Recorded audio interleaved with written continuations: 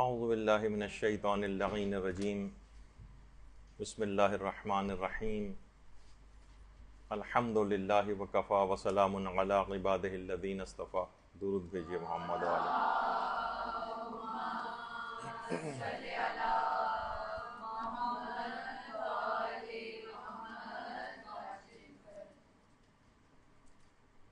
جیسے کہ آپ سب لوگوں کے علم میں ہے اور اس سے پہلے بھی کئی دفعہ اس کا تذکرہ ہو چکا ہے کہ ہر سال شب قدر کے موضوع پر ہماری گفتگو ہوتی ہے مدرسے میں، اور آج کی رات شب شہادت امیر المومنین علیہ الصلوۃ والسلام بھی ہے. اللہم صلی علی محمد و آل محمد.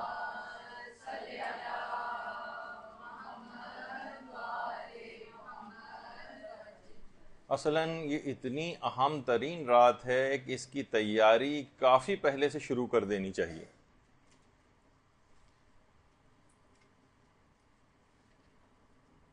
آیت اللہ عبد الکریم کشمیری ہمارے ایک مشہور عرفاء میں سے گزرے ہیں. وہ فرماتے تھے کہ رمضان کے بعد سب سے افضل ترین مہینہ جو ہے وہ رجب کا مہینہ ہے. اس لحاظ سے اگر شب قدر کی تیاری کے حوالے سے گفتگو کی جائے تو تقریباً مدرسے ہی کے 14-15 کے قریب لیکچرز شب قدر سے متعلق جو ہے وہ موجود ہیں. تو اس کی بہت پہلے سے، مہینوں پہلے سے سننا شروع کر دینا چاہیے، اس کی پریپریشن شروع کر دینا چاہیے، کاپی ورک ہو جانا چاہیے، دعاؤں کی لسٹیں تیار ہو جانا چاہیے، سارے اعمال کیا کیا چیزیں اس رات کو انجام دینے ہیں وہ سب لائن اپ کر کے رکھ لینے چاہیے، کیونکہ رات بہت مختصر ہے اور اعمال بہت زیادہ ہیں. بہت تیز رفتاری کے ساتھ یہ رات گزر جائے گی، تو ایک ایک لمحہ اس کا کشید کرنا ہے اور اس سے فائدہ اٹھانا ہے. دروس اس سلسلے میں خاص طور پر ضرور سنے جائیں. بہت پر اثر قسم کے درس ہمارے قبلہ مولانا صادق حسن صاحب قبلہ ان کے بہت ہی بہترین اس موضوع کے اوپر جو ہے دروس موجود ہیں. تو دیکھیے، ہمیشہ ایسے علماء کا انتخاب درس اخلاق کے سلسلے میں کرنا چاہیے کہ جن کا تصرف ہو، جو باقاعدہ جن کی بات کو لوگ تسلیم کریں، ان کی بات میں ایک اثر ہو. جیسے آخوند ملا حسین قلی حمدانی، 300 اولیاء اللہ کی انہوں نے تربیت کی، اور ایک ایسا عجیب درس اخلاق ہوتا تھا ان کو، اور اتنا اثر پذیری رکھتا تھا کہ باقاعدہ آیت اللہ حسن زادہ عاملی آیت اللہ محمد حسین طباطبائی سے یہ بات نقل کرتے ہیں کہ آیت اللہ طباطبائی فرماتے تھے ایک بار ایک مومن کو ہم نے بہت حواس باختہ حالت میں نکلتے دیکھا، تو اس سے پوچھا کہ کیا تمہاری حالت ہوئی، اتنی عجیب حالت کیسے ہو رہی ہے تمہاری؟ تو معلوم یہ چلا کہ وہ ملا حسین قلی حمدانی کے درس اخلاق میں شرکت کر کے باہر نکل رہا تھا. ایسی موت اور آخرت کی یاد دلاتے تھے، ایسا تصرف روحی رکھتے تھے، اتنا اثر ان کی بات میں ہوتا تھا کہ نظر آتا تھا لوگوں کے اوپر. تو ہمیشہ درس اخلاق وغیرہ، اسی وجہ سے ہمارے قبلہ مولانا صادق حسن جو ہیں ان کے جو دروس، یعنی باقاعدہ ہم یہاں دیکھتے تھے کہ ہمارے یہاں جب مولانا ہی پر کراچی میں ہوتے تھے تو انچولی کے اندر بھی ان کا ایک درس ہوتا تھا. تو باقاعدہ ایک بزرگ یہاں تو انتقال کر گئے ہیں، وہ ان کے باقاعدہ رونگٹے کھڑے ہو جاتے تھے، جسم کے بال ان کے کھڑے ہو جاتے تھے. لوگ، یعنی ایسی ان کی حالت ہوتی تھی کہ لوگ مولانا کا درس بھول کر ان صاحب کو دیکھنا شروع ہو جاتے تھے. تو بہرحال اس طرح سے اس کو سننا ہے، اس متعلق سیکھنا ہے، محنت کرنی ہے اور اس کے اثر کو قبول کرنا ہے. دیکھیے، محنت کیے بغیر بھی اس رات میں بہت محنت کرنی ہے. پورا رمضان محنت کرنے کا ہے، یہاں زیادہ تر لوگ سو کر گزارتے ہیں اس کو، لیکن یہ پورا زمانہ جو غیبت ہے یہ اصل میں امتحان اور آزمائش کا زمانہ ہے. ہمارا یہ جو زمانہ چل رہا ہے امتحان اور آزمائش کا زمانہ ہے، اور اس زمانے کے مومنین کی مثال علماء یہ دیتے ہیں، ان کی مثال بالکل ایسی ہے جیسے شب عاشور امام حسین کے اصحاب کی مثال تھی. اللہم صلی علی محمد و آل محمد.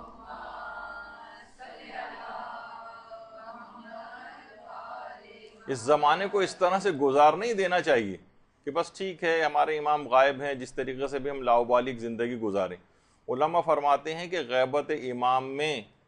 مومنین کی مثال ایسی ہے جیسے شب عاشور امام حسین علیہ السلام کے اصحاب کی مثال، کہ چھلنی سے چھان کر کھرے کو کھوٹے سے الگ کیا جائے گا۔ یہ زمان غیبت، یعنی تبدیل ہوئے بغیر غیبت میں زندگی گزارنے کا، اور اسی طریقے سے توبہ کا بھی کوئی مفہوم نہیں ہے۔ اس رات کتنی آپ دعائیں توبہ پڑھیں گی اور ویسے بھی توبہ کریں گی اور بار بار 70 مرتبہ استغفر اللہ و اتوب الیہ کہیں گی، یا مثلا تسبیح پڑھیں گی استغفار کی۔ یاد رکھ لیجئے کہ تبدیل ہوئے بغیر توبہ کا کوئی مفہوم نہیں۔ شب قدر میں جو سر پر قرآن رکھ کر عمل کیا جاتا ہے، جبکہ سیرت اس کے بالکل برخلاف ہو، جیسے کہ برخلاف سیرت آپ کو نظر آ رہی ہے، اس میں بہت ہم نے امینڈمنٹس بھی کیے ہیں کہ کوئی زیادہ وہ چیز نہ پھیلے، لیکن صرف ایک آپ کو احساس دلانے کے لیے کہ سیرت اگر اس کے بالکل برخلاف ہے اور سر پہ قرآن بھی رکھا ہوا ہے تو اس کا کوئی اثر مرتب نہیں ہوگا۔ کسی نے اس متعلق کیا خوب جملہ کہا ہے کہ کربلا میں موجود ہونا کربلائی نہیں بناتا ہے، کربلا میں فقط حضور اور حاضری سے انسان کربلائی نہیں بنتا ہے، تبدیلی کا نام ہے۔ یہاں پر اتنا تبدیل ہونا پڑتا ہے کربلا میں کہ حر بننا پڑتا، تبدیلی لانا پڑتی ہے۔ اگر صرف کربلا میں موجود ہونا فقط کربلائی بناتا تو علماء فرماتے ہیں پھر تو شمر بھی کربلائی، لیکن صرف وہاں پر موجود ہونا جب تک کہ انسان اپنے اندر تبدیلی نہ لے کر آئے، تو لہٰذا سابقہ زندگی کو بالکل سے تبدیل کرنا ہے اس رات کو، تب یہ رات شب سیر و سلوک اور شب عرفان بنے گی، تبدیل ہوئے بغیر۔ ورنہ آپ دیکھیے علماء ایک چیز اور بھی بیان فرماتے ہیں کہ گناہ کے متعلق یہ بات سب سے زیادہ خطرناک ہے کہ اس کی انجام دہی کے بعد آپ توبہ کو بھی غیر اہم سمجھنے لگے۔ آج کل گناہوں سے توبہ بھی غیر اہم ہو گئی، احساس ہی نہیں کہ میں توبہ کرنی۔ تو علماء فرماتے ہیں کہ یہ سب سے زیادہ خطرناک بات، شاید گناہ سے بھی زیادہ خطرناک بات یہ ہے کہ آپ اس کے لیے توبہ کو غیر اہم سمجھنے لگے۔ لہٰذا رو رو کر توبہ کرنی ہے، خود کو بدلنے کی دعائیں کرنی ہیں، اور اس حد تک گڑ گڑا کر اور ذلیل ہو کر دعا کرنی کہ وہ قبول ہو جائے۔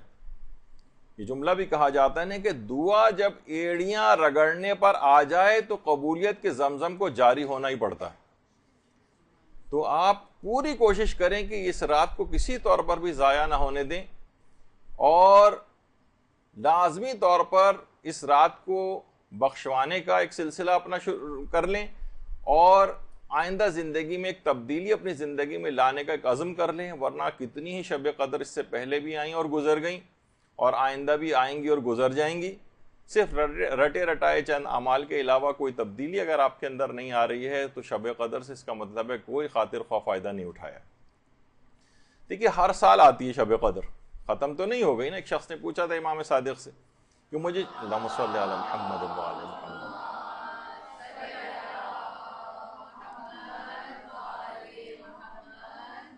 کہ کیا یہ مخصوص رات تھی جو گزر گئی ہے، ہر سال آتی؟ تو امام نے جواب دیا اگر شب قدر اٹھا لی جاتی تو قرآن بھی اٹھا لیا جاتا۔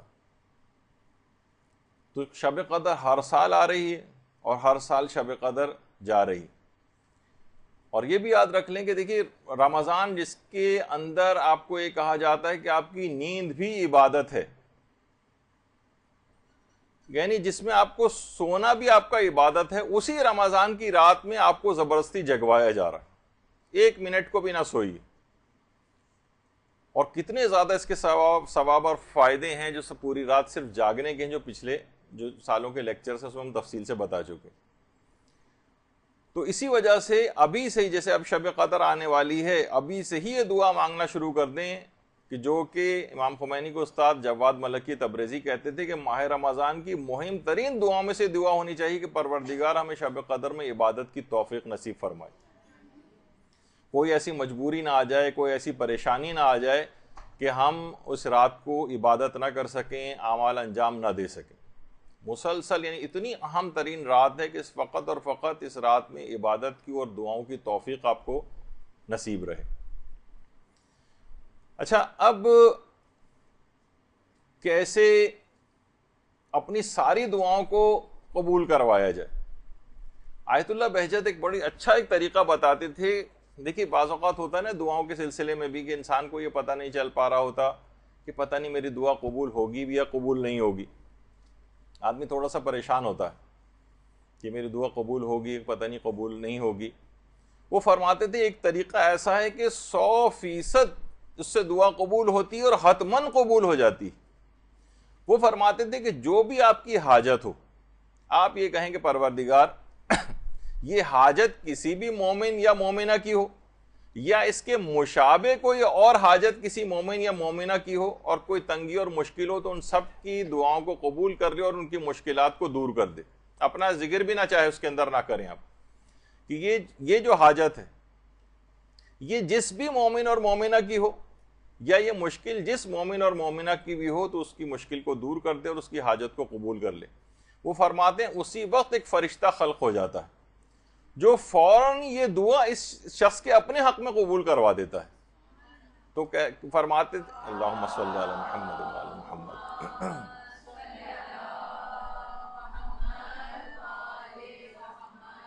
تو سب سے بہترین طریقہ یہ ہے کہ اس میں آپ تمام جتنی بھی دعائیں آپ کے پاس ہیں یہ دوسروں کے لیے کریں۔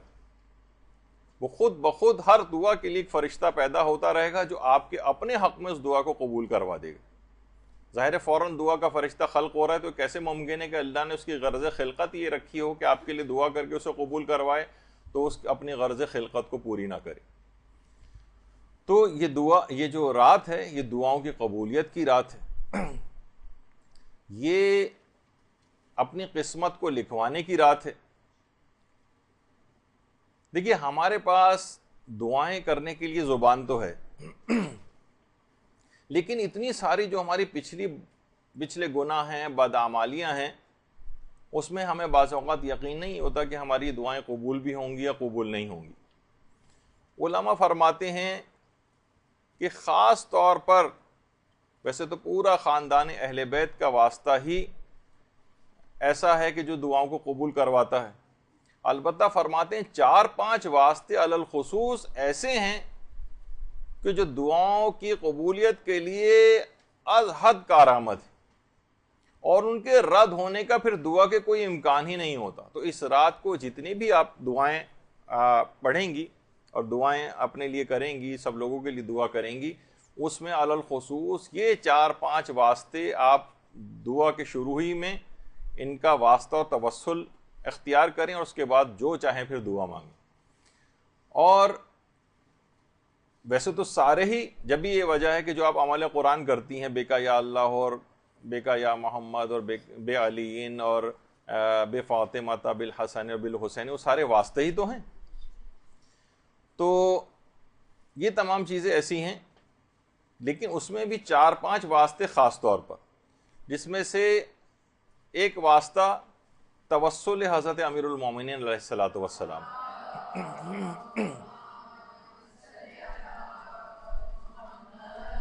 ہر شخص کے دل میں امیر المومنین کے لیے جو محبت مومن کے دل میں پائی جاتی ہے، اس کا دل ان کی محبت سے لبریز ہوتا ہے،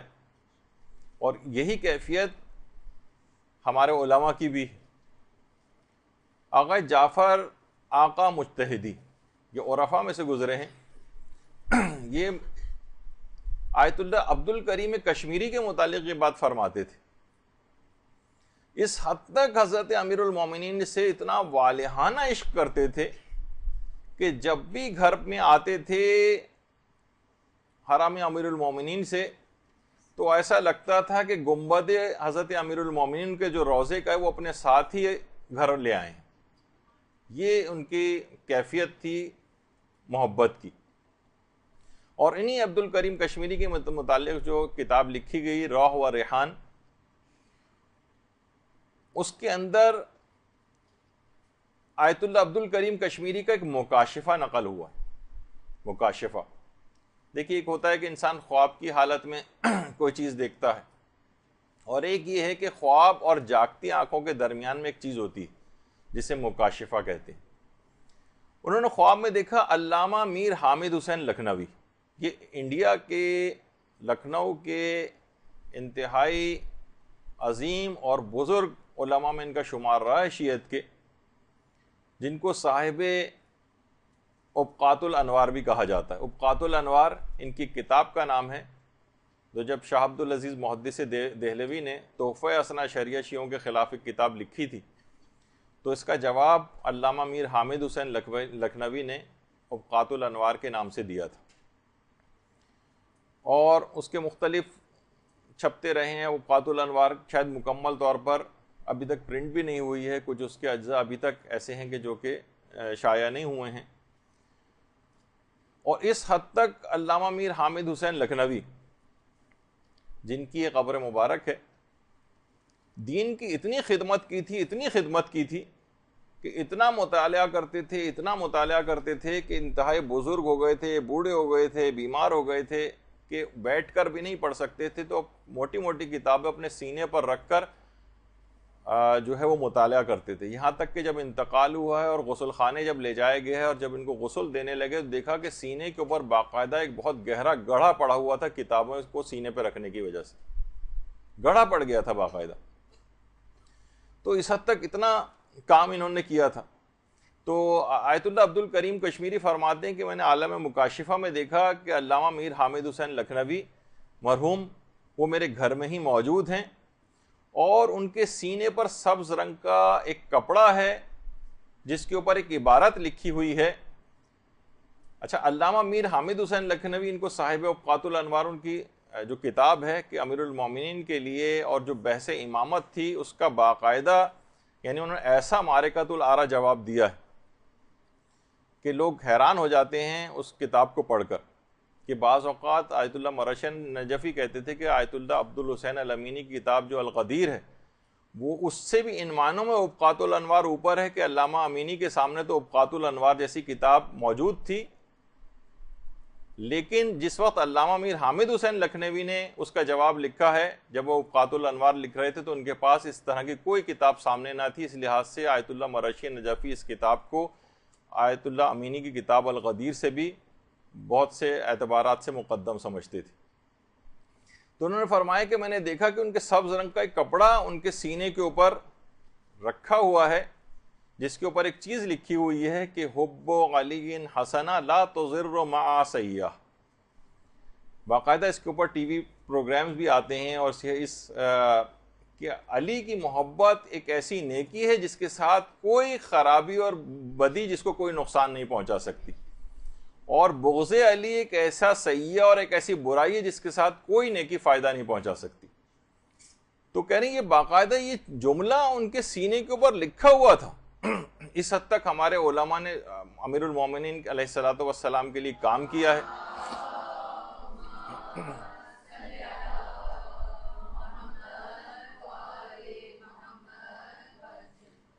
اور اس کے بعد دیکھیے ہمارے ساتھ یہی ہوتا ہے نا کہ ہم لوگ سب کے سب دعوی محبت تو کرتے ہیں، اور بغیر کچھ کیے، کوئی بھی مولا کی خدمت کیے بغیر جوار معصومین میں اعلیٰ علیین میں جگہ مانگ رہے ہوتے ہیں اپنی دعاؤں میں۔ یہ سارے علماء جنہوں نے اپنی پوری زندگیاں اس کے اوپر لگائی ہیں، کتنا کچھ امیر المومنین کی خدمت کر کے گئے ہیں، تو کچھ سبق ان سے لینا چاہیے۔ کوئی کسی معنوں میں کوئی خدمت تو دین کی آپ اور ہم کر کے جائیں تاکہ کچھ سرخرو ہو سکے۔ تو یہی وجہ ہے کہ آیت اللہ کوہستانی جو کہ خود ایک بڑے مشہور عرفاء میں سے گزرے ہیں، وہ بھی یہ بات فرماتے تھے کہ اللہ نے فقط صرف اور صرف ایک ہی علی بنایا ہے، اور الحمدللہ وہ ہمارا امام ہے۔ اللہم صلی علی محمد و آل محمد۔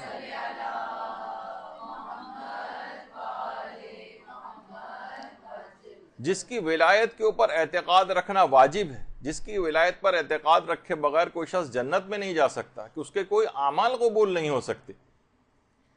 اور اس ولایت کے پروانے کے بغیر جنت میں داخلہ ہی ناممکن ہے۔ پورے صراط سے گزرنے کا پرمٹ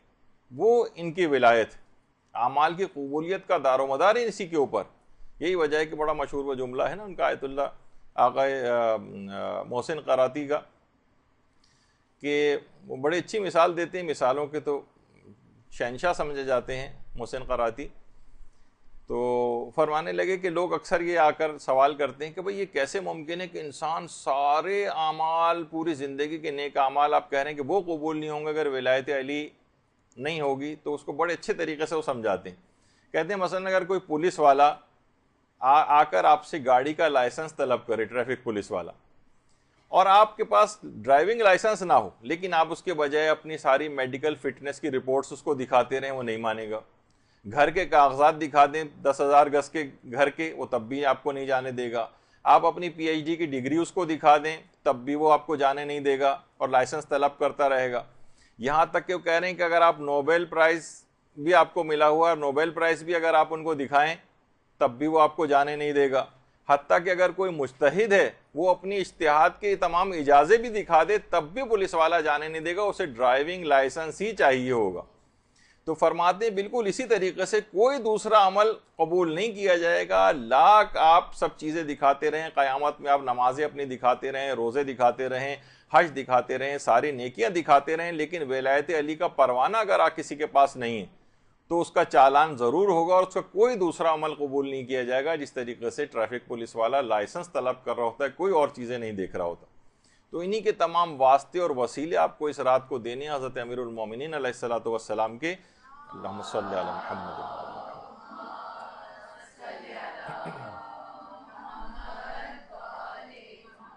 اور ان کے واسطے اور وسیلے سے تو اپنے لیے تو چھوڑیں، غیروں تک کے لیے اگر ان کا واسطہ اور وسیلہ دیا جائے جو ان کو نہیں مانتے ہیں ان کے لیے بھی، تو وہ ان کے لیے بھی دعائیں قبول کر لیتے ہیں۔ ابھی جن کا ذکر ہوا صاحب الغدیر علامہ عبد الحسین الامینی، ان کے متعلق ملتا ہے، خود انہوں نے اپنا واقعہ بیان کیا کہ عراق کا اس زمانے میں جو وزیر ثقافتی امور تھا، عراق میں سنی وزراء بھی ہوتے ہیں، ظاہر مکس ٹائپ کی گورنمنٹ ہوتی ہے، وزیر ثقافتی امور جو تھا وہ غیر شیعہ مسلمان تھا، اس کی ایک ہی اولاد تھی، اتنی شدید بیمار ہو گئی کہ تمام اطباء اور ڈاکٹرز نے منع کر دیا کہ نہیں اب یہ صحیح نہیں ہو سکتا، اب اس کو مزید تکلیف نہیں دو، گھر کے کسی ایک کونے میں ڈال دو تاکہ آسانی کے ساتھ اس کا دم نکل جائے۔ ہر جگہ سے نا امید ہو گیا، کسی نے اس کو علامہ عبد الحسین الامینی کا بتایا، کہا کہ وہ اپنے آقا اور مولا کا بہت زیادہ دم بھرتا ہے اور کہتا ہے کہ یعنی کسی کو ان سے برتر نہیں سمجھتا ہے، اور پوری دنیا کے کتب خانوں کو اس نے کھنگال ڈالا ہے، ان کی ولایت کے لیے اور کتاب لکھی الغدیر کے نام سے۔ تو باقاعدہ اس وزیر ثقافتی امور نے پوری ایک خط لکھا علامہ عبد الحسین الامینی کو، اور اس کے اندر یہی بات تمام اپنے بیٹے کی لکھی، اور لکھا کہ آقا امینی میرا بیٹا مر رہا ہے، طبیبوں نے ہاتھ اٹھا لیا ہے، کیا آپ اپنے مولا سے شفا دلوا سکتے ہیں؟ بس ایک مختصر سا خط اس نے لکھا۔ وہ خط کوئی شخص علامہ امینی کے پاس لے کر آیا اور دروازے کے باہر انتظار کر رہا تھا کہ اس کا جواب دے دیں۔ علامہ امینی نے فوراً اسی وقت خط کو اٹھایا اور اس کے پیچھے اس کا جواب لکھا، بسم اللہ الرحمن الرحیم، خدا نے برکت امیر المومنین کی وجہ سے تیرے بیٹے کو شفا دے دی ہے۔ اللہم صلی علی محمد۔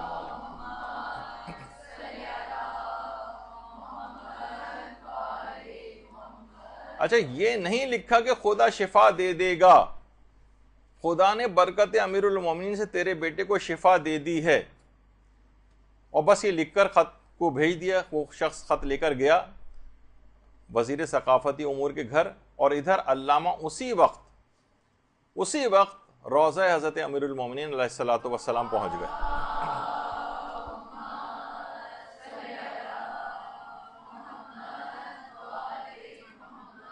اور ذریعے امیر المومنین کے سامنے آ کر ایک جملہ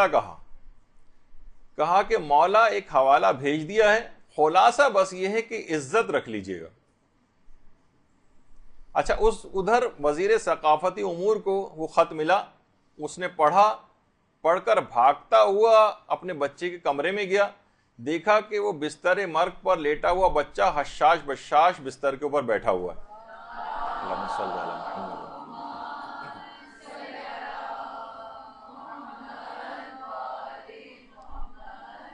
تو حضرت امیر پر پورے یقین اور اطمینان کے ساتھ، پورے یقین اور اعتماد کے ساتھ ان کا وسیلہ دے کر دعا کریں، انشاءاللہ آپ دیکھیں گے کوئی امکان ہی نہیں ہوگا کہ اس شب قدر کے اندر حضرت امیر کا واسطہ اور وسیلہ بنایا جائے اور پھر بھی دعا رد ہو جائے۔ دیکھیے ایک طریقہ اور بھی ہے دعاؤں کو قبول کروانے کا، علماء بھی اس کو اپلائی کرتے ہیں۔ جس زمانے میں یہ ہمارا نیا مدرسہ بنا نہیں تھا اور ہم کرائے پہ قریب ہی میں ایک چھوٹی اس لحاظ سے جو اتنا اس میں اتنی سہولیات نہیں تھیں، مدرسہ تھا، تو علامہ عقیل الغروی صاحب ایک دفعہ یہاں تشریف لائے تھے۔ تو علماء کا بھی ایک طریقہ کار رہا ہے کہ ہمیشہ انتہائی پر یقین انداز میں دعا کرتے ہیں۔ اس وقت امکان بھی نہیں تھا کہ اس سے بہتر جگہ بھی ہم کو مل جائے گی، تو ہم نے اس وقت ان سے کہا تھا کہ آپ دعا کریں کہ کوئی مدرسے کا صحیح انتظام ہو جائے۔ تو انہوں نے کہا انشاءاللہ اسی سال مدرسے کا، آپ کا بہترین مدرسے کا انتظام ہو جائے، پورے یقین کے ساتھ۔ یہ واقعتاً ایسا ہے کہ اللہ پر بھروسہ کرتے ہوئے انسان دعائیہ کلمہ دوسرے کے لیے نکال دے۔ میں نے ذاتی طور پر اس قسم کی جب یہ چیز ان سے سیکھی تو ذاتی طور پر اس کا تجربہ کر کے دیکھا کہ کوئی بھی آقا آپ سے کہے کہ دعا کر دیجئے فلاں بیٹی کی شادی ہو جائے، کچھ ہو جائے، آپ کہیں انشاءاللہ چند مہینوں کے اندر ہی بہترین رشتہ آئے، اور واقعتاً آ جاتا ہے، کیونکہ آپ اللہ پر اعتماد کرتے ہوئے ایک دفعہ کہہ دیجئے۔ اسی طریقے سے حضرت امیر المومنین کا واسطہ اور وسیلہ دے کے نکال دیں منہ سے وہ بات، شک و شبے والی بات نہ رکھیں، پورے اعتماد کے ساتھ انشاءاللہ بس بہت ہی جلد یہ والا مسئلہ حل ہو جائے گا، انشاءاللہ اسی سال دیکھیے یہ ہو جائے گا، انشاءاللہ سارا قرض آپ دیکھیے گا چند مہینوں میں ادا ہو جائے گا، اور غیبی اسباب مہیا ہو جاتے ہیں، پروردگار کی مدد آتی ہے، اس کے لیے تو منٹوں اور سیکنڈز کا بھی کام نہیں ہے۔ تو بس ایک دفعہ آپ کا پر یقین طریقے سے آپ کو اس وسیلے کو استعمال کریں۔ تو جب ہی کہا جاتا ہے، یہ جملہ ہے باقاعدہ علماء فرماتے ہیں کہ اصل استجابت دعا اعتقاد ہے، جتنا آپ کا اعتقاد مضبوط ہوگا دعا پر اتنا ہی زیادہ دعا کی قبولیت بڑھتی چلی جائے گی۔ شک و شبے کے اندر دعا کرنا، وسیلہ بھی لگا رہے ہیں اور اس کے باوجود بھی آپ جو ہے شک و شبے کا شکار ہیں کہ امیر المومنین کا واسطہ اور وسیلہ دے دیا پھر بھی شاید دعا قبول نہ ہو، تو اس کا مطلب ہے آپ کے اعتقاد کے اندر کمزوری، ضعف پایا جاتا ہے۔ شک و شبے کو بالکل ہٹا دیجئے اور اس کے بعد دعا کریں کہ بس پروردگار میں نے ان ہستیوں کا وسیلہ اور واسطہ دیا ہے، امکان ہی نہیں کہ میری دعا رد ہو جائے، پھر دیکھیے کیسی دعا قبول ہوتی ہے۔ تو ایک تو حضرت امیر کا واسطہ تمام دعاؤں کے سلسلے میں، دوسرا واسطہ حضرت امام حسین علیہ السلام۔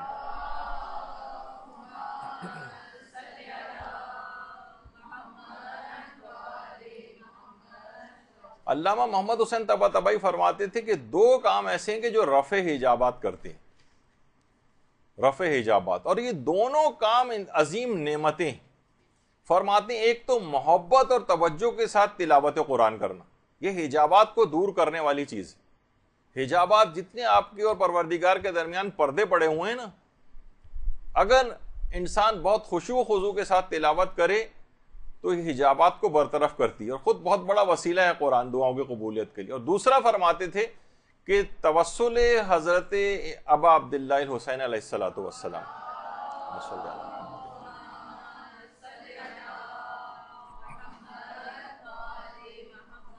اور فرماتے تھے کہ یہ چیزیں ذہن کی صفائی بھی کرتی ہیں، رفع حجابات بھی کرتی ہیں اور ذہن کی صفائی بھی کرتی ہیں۔ ہمارے دماغ کے اوپر جو جالے تن جاتے ہیں اور گرد و غبار آ جاتا ہے اور گناہوں کی کثافتیں آ جاتی ہیں، توسل حضرت ابا عبداللہ حسین اس کو بھی دور کرتا، حجابات کو برطرف کرتا۔ یہی وجہ ہے کہ آیت اللہ علی آقا قاضی فرماتے تھے کہ میں اگر کسی بھی مقام پر آج تک جو پہنچا ہوں تو دو چیزوں کی وجہ سے پہنچا ہوں، ایک تو قرآن کریم کی وجہ سے اور زیارت حضرت سید الشہداء کی وجہ سے۔ یعنی جتنے بڑے بڑے مقامات کو علماء نے حاصل کیا ہے ان میں دو چیزیں علی الخصوص ہیں،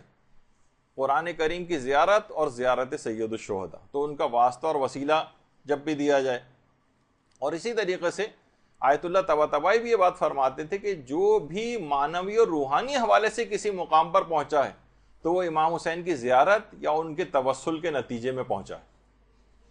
یعنی ایک دفعہ ان کا توسل اختیار کر کے دیکھے، بڑے بڑے معنوی مقامات کے اوپر انسان پہنچ جاتا ہے۔ روزانہ کی دعاؤں میں بھی امام حسین کو اپنا واسطہ اور وسیلہ قرار دیں۔ ایک ہوتا ہے نماز کے بعد ہم رٹے رٹائے انداز سے دعائیں کرنا شروع کر دیتے ہیں، ہمیشہ واسطے اور وسیلوں کا ذکر پہلے کریں، ان کا پروردگار عالم کو واسطہ دیں ان کے حوالے سے، پھر اس کے بعد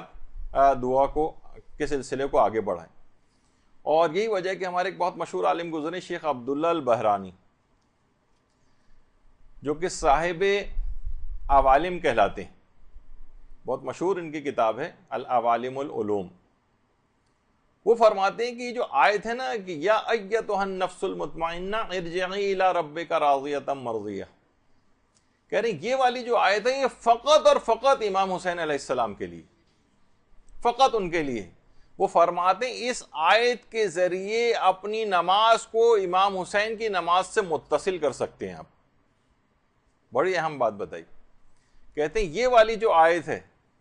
اس آیت کو آپ امام حسین جب اس نماز پڑھنے لگیں اور اس آیت کی آپ تلاوت کریں شروع میں، نماز کے شروع ہونے سے پہلے، تو اگر آپ نے آیت تلاوت کی تو آپ کی نماز امام حسین کی نماز سے متصل ہو جائے گی۔ اور اللہم صلی علی محمد وعلی محمد،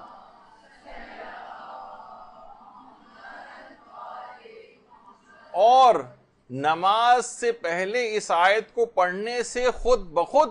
ایک توسل امام حسین پیدا ہو جائے گا، اور جیسے ہی وہ توسل پیدا ہو جائے اس کے بعد آپ کہیں السلام علیکہ یا ابا عبداللہ الحسین، اور اس کے بعد پھر اپنی نماز شروع کر دیں۔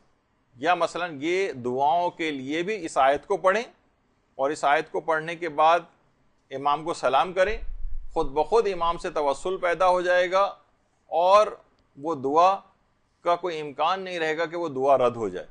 اور وہ نماز جس سے پہلے یہ آیت پڑھی جائے گی خود بخود امام حسین کی نماز سے متصل ہو جائے گی۔ تو خود سوچ سکتے ہیں کہ اس کے عدم قبولیت کا کوئی امکان ہی باقی نہیں رہے گا۔ تو دیکھیے شب قدر میں بھی آپ کو مغربین کی نماز پڑھنی، اور 2 رکعت نماز شب قدر بھی پڑھنی ہے آج ہی رات، تو اس توسل کو آپ ضرور اختیار کریں، کیونکہ امام حسین اپنے خون سے اس دین کی آبیاری کر چکے۔ خود علماء فرماتے ہیں کہ اگر کوئی امام حسین سے پوچھے کہ مولا آپ کی زندگی میں سب سے زیادہ خوشی کا موقع کون سا تھا، کہ بلکہ علماء فرماتے ہیں کہ اگر کوئی پوچھا جائے کہ امام حسین کی زندگی میں سب سے خوشی کا موقع کون سا تھا، جب آپ کا نشاط عروج پر تھا، تو علماء فرماتے ہیں یقیناً وہ آپ کی مقتل گاہ تھی۔ مقتل گاہ امام حسین وہ امام حسین کی زندگی کا سب سے نشاط کا لمحہ تھا، جہاں آپ نے کل باطن کا مشاہدہ کیا تھا، اور وہ مخلصانہ فریاد بھی بلند کی تھی، رضن بقضائک و تسلیما لامرک۔ اس قدر امام حسین اپنی مقتل گاہ میں توحید میں اس قدر ڈوب گئے تھے کہ ایک موقع پر جب شمر ملعون بھی آپ کے اوپر سوار ہو گیا تھا تو آپ نے توجہ نہیں کی تھی، اور ایک خاص کیفیت، دیکھیے خاص کیفیت ہوتی ہے نا انسان کے اوپر، مثلا کوئی خانہ کعبہ پہلی دفعہ جائے اور کعبے کی طرف نگاہ، اس کے سامنے سے 10 لوگ بھی گزر جائیں اور بعد میں اگر شکایت کریں کہ یار ہم نے آپ کو سلام کیا تھا آپ نے جواب ہی نہیں دیا، تو آپ قسم کھانے کو تیار ہو جاتے ہیں کہ میں نے آپ کو دیکھا ہی نہیں تھا، میں نے آپ کی آواز ہی نہیں سنی تھی۔ تو بالکل یہی بات امام کے ساتھ تھی کہ امام اس قدر ایسی کیفیت کے اندر آ گئے تھے کہ حضرت ابا عبداللہ الحسین نے اپنے جب محسوس ہی نہیں کیا کہ سینے کے اوپر وہ چڑھ کر بیٹھ گیا، اور جب توجہ کی تو دیکھا شمر ملعون سینے کے اوپر سوار ہے۔ اس طرح اتنا توحید کے اندر ڈوب گئے تھے، تو اپنی اس نماز کو، اپنی ان تمام دعاؤں کو امام حسین علیہ الصلوۃ والسلام کے توسل سے شرف قبولیت جو ہے وہ بخشوائیں۔ ان کا واسطہ اور وسیلے کا طریقہ ابھی آپ کے سامنے ذکر ہوا۔ تیسرا وسیلہ علماء کہتے ہیں کہ جب یہ رات شب سیر و سلوک و عرفان بنے گی اور تمام آپ کی دعاؤں کو قبول کروائے گی، جب آپ وسیلہ حضرت فاطمہ الزہرا سلام اللہ علیہا دیں گے۔ صلی علی محمد وعلی محمد۔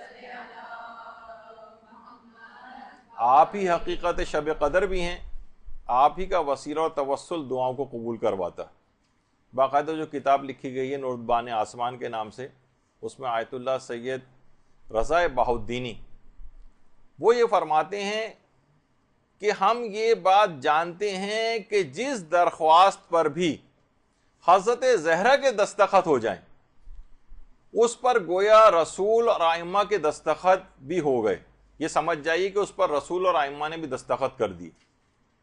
جس دعاؤں کی درخواست پر حضرت زہرا نے دستخط فرما دیے،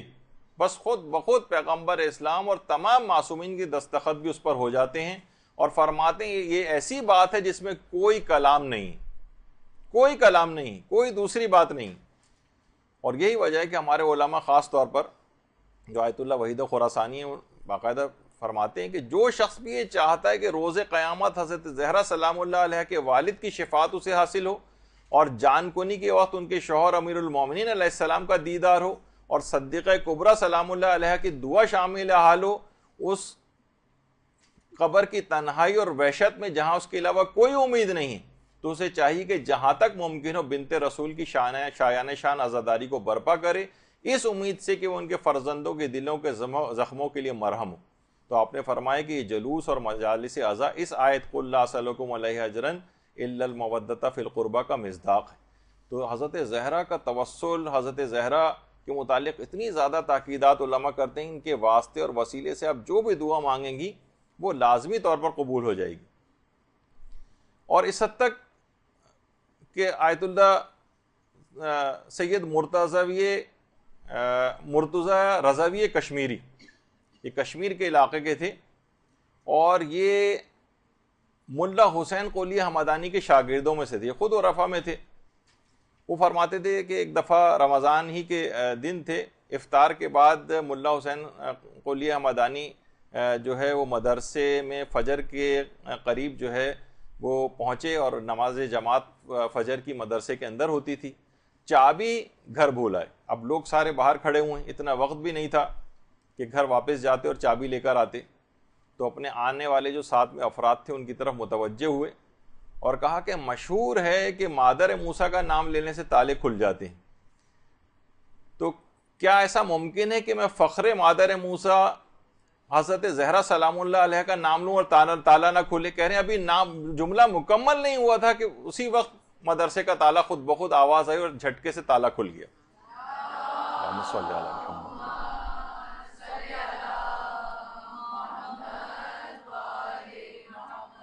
تو اس شب قدر میں ہماری قسمتوں کے بند تالے حضرت زہرا کے توسل سے نہایت آسانی کے ساتھ کھل سکتے ہیں۔ پوری کوشش کریں، بار بار دعاؤں کے اندر حضرت زہرا کا واسطہ اور وسیلہ دیں، پھر آپ دیکھیں گے کس طریقے سے یہ تالے کھلتے ہیں۔ اس کے بعد اگلا وسیلہ دینا ہے حضرت ابو الفضل العباس علمدار علیہ الصلاۃ والسلام۔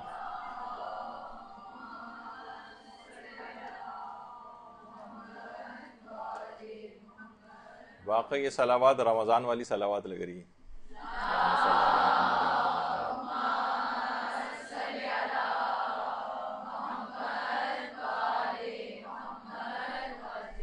حضرت عباس علمدار جن کی تعریف کے لیے کسی نے جملہ صحیح کہا ہے کہ عباس کی تعریف یہ ہے کہ وہ شخص جس کی تلوار میان میں ہو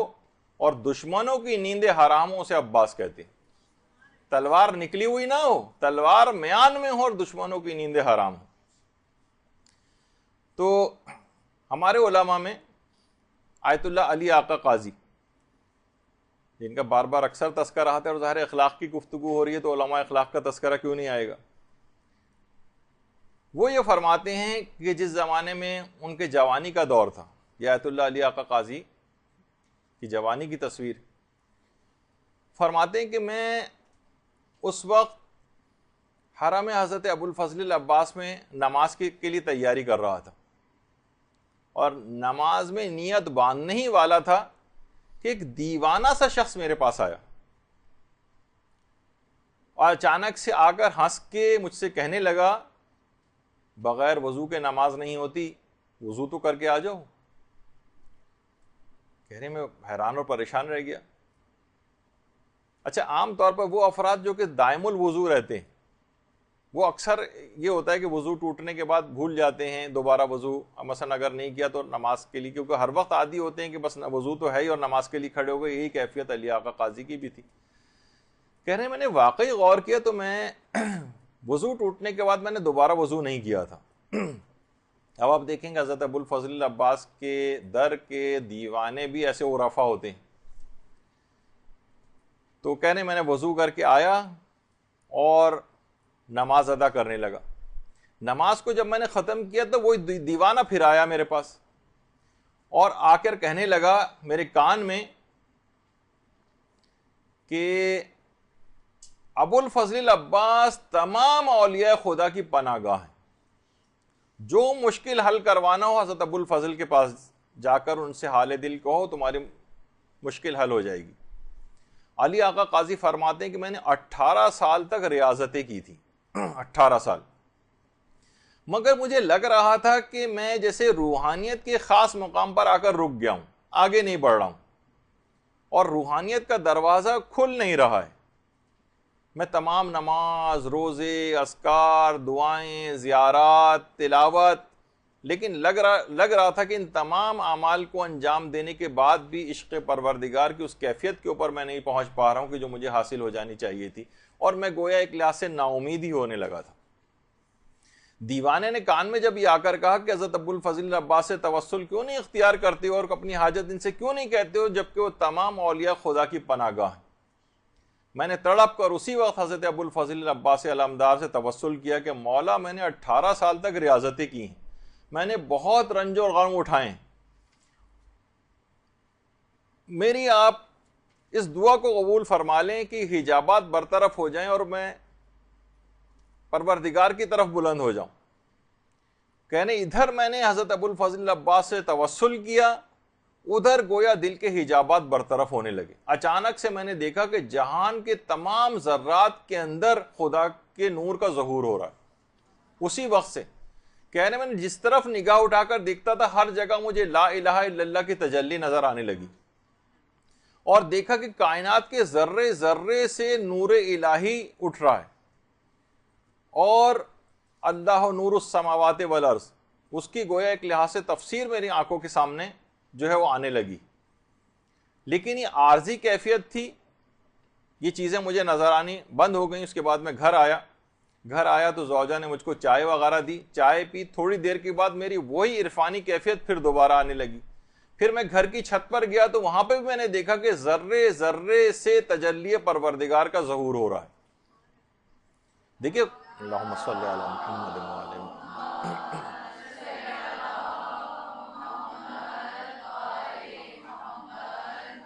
دیکھیے خدا ہر قسم کی جسمانیت سے منزہ اور مبرہ، لیکن دل کی آنکھوں سے اس کو دیکھا جا سکتا ہے۔ تو فرماتے ہیں کئی مرتبہ ایسی کیفیات ہوئی کہ میں آسمانوں کے اوپر نگاہ کرتا تھا، ہر جگہ کے اوپر نگاہ کرتا تھا، ہر جگہ مجھے تجلی پروردگار اور گویا اس کا نور بکھرا ہوا نظر آتا تھا، یہاں تک کہ میری کیفیت مستقل ہو گئی۔ اور اس کے بعد فرماتے ہیں کہ بہرحال پھر اس کے بعد آپ گھر تشریف لے آئے، پھر کیفیت پوری مستقل ہو گئی، اور یہ واقعہ بھی اس میں ملتا ہے۔ ایک دفعہ مکمل طور پر زلزلہ آیا کہ پورا گھر گر گیا، اور پورا گھر گر گیا، سارے طالب علم جو گھر میں درس دیتے تھے سارے طالب علم اٹھ کر بھاگے، لیکن آیت اللہ علی آقا قاضی اپنی کرسی پر اسی طریقے سے بیٹھے رہے کہ جب حفاظت کرنے والا پروردگار ہے، اور یہ بات کہتے تھے کہ تم دعوی توحید کرتے ہو لیکن پھر بھی مغلوب اور پریشان ہو جاتے ہو۔ لوگ ہوتا ہے نا کہ فوراً مغلوب اور پریشان ہو جاتے، ذرا سی کوئی نامساعد حالات آئے، کچھ آئے، فوراً مغلوب اور پریشان ہو گئے اس سے۔ اور ان کے شاگرد بھی کہتے ہیں کہ ایک دفعہ ہم مسجد سہلہ کے اندر بیٹھے ہوئے درس دے رہے تھے ہمیں، تو ایک بڑا سا سانپ نکل کر آ گیا، سارے طالب علم ڈر کر بھاگے سانپ سے، لیکن علی آقا قاضی وہیں پر بیٹھے رہے اور کہا مت باذن اللہ، اللہ کے حکم سے مر جا، اور اسی وقت سانپ بے حس و حرکت ہو گیا۔ اور اس کے بعد درس دینا شروع ہو گئے، سارے طالب علم دوبارہ بیٹھ گئے، درس شروع ہو گیا، بار بار پلٹ کر دیکھتے بھی جا رہے تھے، لوگ پریشان تھے، یہاں تک کہ درس ختم ہوا، علی آقا قاضی اٹھ کر گئے تو طالب علم باقاعدہ ایک لکڑی وغیرہ لے کر آئے، اور اس کے بعد سانپ کو ہلا جلا کر دیکھتے رہے کہیں زندہ تو نہیں، لیکن وہ واقعی مر چکا تھا۔ تو حضرت عباس علیہ الصلوۃ والسلام کے توسل سے علماء نے کتنے بڑے بڑے مقامات کو حاصل کیا ہے۔ علی آقا قاضی کے متعلق جو بھی آپ باتیں سن رہی ہیں، آپ اس سے پہلے بھی ان کا کتنا تذکرہ آیا اور کتنی ان کی کراماتیں آئیں، ذکر ہو چکی ہیں، تو آپ کے دماغ میں آتا ہے نا کہ کیسے اس مقام کو حاصل کیا۔ تو دیکھیں آپ نے کہ حضرت عباس کے توسل سے اگر کوئی بھی دعا مانگی جائے تو اس کی کتنی اثر پذیری، بس تڑپ کے مانگی جائے، پورے اعتقاد کے ساتھ مانگی جائے، تاکہ عدم قبولیت کا کوئی امکان ہی باقی نہ رہے۔ اور یہی وجہ ہے کہ آپ کے انتقال کے بعد، آیت اللہ علی آقا قاضی کے انتقال کے بعد، جو بڑے بڑے علماء اور عرفا تھے، ان میں سے یعنی بات مشہور ہے کہ انہوں نے عالم خواب میں یہ عالم مکاشفہ میں برزخی زندگی میں یہ بات چیز دیکھی کہ برزخی زندگی میں آیت اللہ علی آقا قاضی کو انسان کامل کا درجہ دیا گیا ہے. دیکھیے پیغمبر اسلام اور اہل بیت تو کامل ترین مصداق ہیں اس جملے کا، اس لفظ کا، انسان کامل. لیکن غیر معصوموں میں اور علماء کے اندر یہ بہت بڑا مقام ہے جو برزخی زندگی میں انسان کامل کا آیت اللہ علی آقا قاضی کو حاصل. دیکھیے علی آقا قاضی نجف اشرف میں وادی السلام میں مدفون ہے. دیکھیے جو نجف کی سرزمین ہے اس کے متعلق علماء یہ بات کہتے ہیں کہ یہاں پر 360 انبیاء کی قبریں ہیں نجف میں، 360، اور کربلا میں 260 انبیاء کی قبریں، اور حضرت آدم حضرت نوح کی قبر تو ذریعہ امیر المومنین کے اندر ہی. ایک عالم مرحوم آقا سید ہاشم رضوی ہندی انڈیا کے ایک عالم دین تھے، خود علی آقا قاضی کی خدمت میں بہت عرصے تک فیض اٹھایا اور 94 برس کی عمر میں انتقال کیا قوم میں. وہ فرماتے تھے کہ اہل عراق کی جتنی مشکلات ہیں، میں نے اندازہ یہ کیا ہے کہ ان کی مشکلات کی جو ایک بڑی وجہ ہے وہ وہاں کے اکثر لوگوں کی حضرت امیر المومنین علیہ السلام کی عدم معرفت ہے، یعنی اتنی معرفت نہیں ہے جس اعتبار سے ان کی ہونی چاہیے. اور دوسری فرماتے تھے کہ اولیاء خدا میں سے حضرت آیت اللہ علی آقا قاضی، ان کے متعلق اہل عراق کی جو کم علمی ہے یا بے بصیرتی ہے یا یہ کہا جائے کہ کم معرفت ہے، یہ بھی اہل عراق کی مشکلات کا ایک بڑا سبب ہے. یعنی آغا ہندی یہ جملے فرماتے تھے کہ امیر المومنین کا بھی جو مقام اور مرتبہ ہے اس کے مطابق ان لوگوں کے اندر وہ معرفت نہیں پائی جاتی ہے. اور اسی طریقے سے آیت اللہ علی آقا قاضی دیکھیں اتنا بڑا شخصیت کیا ہے، لیکن آپ دیکھیں کہ بہرحال ان کا مقبرہ قبر وغیرہ لگتا ہے کہ جیسے ان کو کوئی خاطر خواہ، بلکہ کتنے لوگ افراد یہاں سے قافلوں کے قافلے جاتے ہیں اور وادی السلام کے اندر بھی جاتے ہیں، لیکن کبھی کوئی آیت اللہ علی آقا قاضی کی شیعہ کاروانوں میں سے بھی شاید ہی کبھی کوئی گیا ہو. میں نے تو آج تک کسی کو بھی نہیں دیکھا کہ کوئی علی آقا قاضی کی قبر پہ گیا بھی ہو یا ان کا نام بھی کبھی کسی نے سنا ہو، جس کو عالم برزخ میں معصومین سے ہٹ کر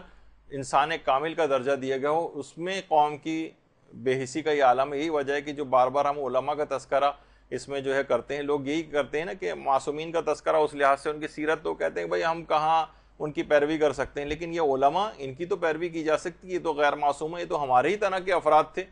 تو اس وجہ سے ان کا تذکرہ زیادہ آتا ہے تاکہ ہمارے سامنے ایک مشعل راہ رہے کہ ہم بھی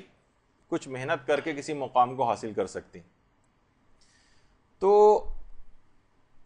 علی آقا قاضی تو بہرحال آپ نے دیکھا کہ توسل حضرت عباس علمدار، یہ اتنا مقام، اللہم صلی علی محمد،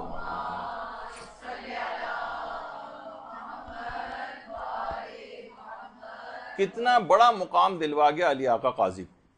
اور آج حیران ہوں گے کہ جو انحرافات اور فتنے پھیل رہے ہیں اور سوشل میڈیا کے اوپر بہت زیادہ اس کے اوپر کام ہو رہا ہے، اس میں آج کل سوالات اٹھائے جا رہے ہیں کہ کیا حضرت ابوالفضل العباس کو باب الحوائج کہنا صحیح ہے، کیا ان کو توسل اور واسطہ بنایا جا سکتا ہے. ایسے سوال، اشکالات اٹھانا، لوگوں کے دماغوں کو مسموم کرنا، زہر آلود کرنا یا شک ڈالنا، یہ آج کل ایک کام اس سلسلے میں بہت بڑھتا جا رہا ہے. تو علماء اور مراجع اس کے آگے سفارہ ہیں، باقاعدہ آیت اللہ شبیری زنجانی نے ان کی اپنی آفیشیل ویب سائٹ پہ ہے کہ یہ بالکل امور قطعیہ میں سے ہے دین کے کہ حضرت ابوالفضل العباس یہ باب الحوائج ہیں. اس میں کوئی شک و شبے کی بات ہی نہیں ہے، یہ قطعی امور کے اندر سے. ایک بزرگ عالم دین سے ایک دفعہ کسی نے پوچھا تھا کہ ایک سوال ہے کہ مقام حضرت عباس علمدار افضل ہے مقام سلمان فارسی؟ کہا جاتا ہے نا کہ دیکھیے سلمان فارسی ایمان کے 10 درجے کے اوپر فائز ہیں. ان عالم نے کہا خبردار ایسا سوال بھی دوبارہ مت کرنا، خواہ سلمان ایمان کے 10 درجوں پر فائز ہوں، مگر یہ بات یاد رکھ لو کہ ابوالفضل العباس ایسی شخصیت کا نام ہے جن کی ایک نگاہ لطف سے سلمان بن جاتا ہے. اللہم صلی علی محمد.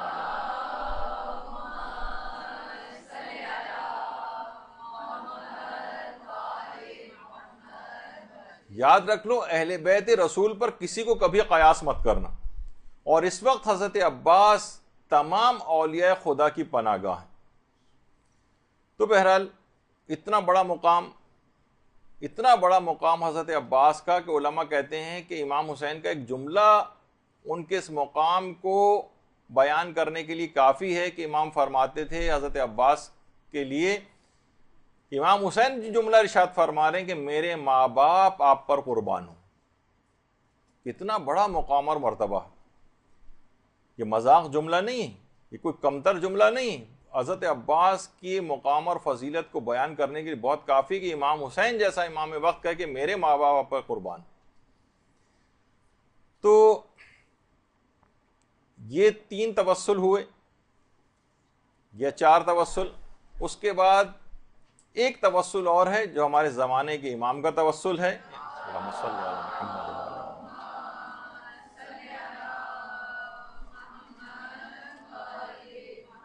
ان کا توسل بھی لازمی ہر دعا کے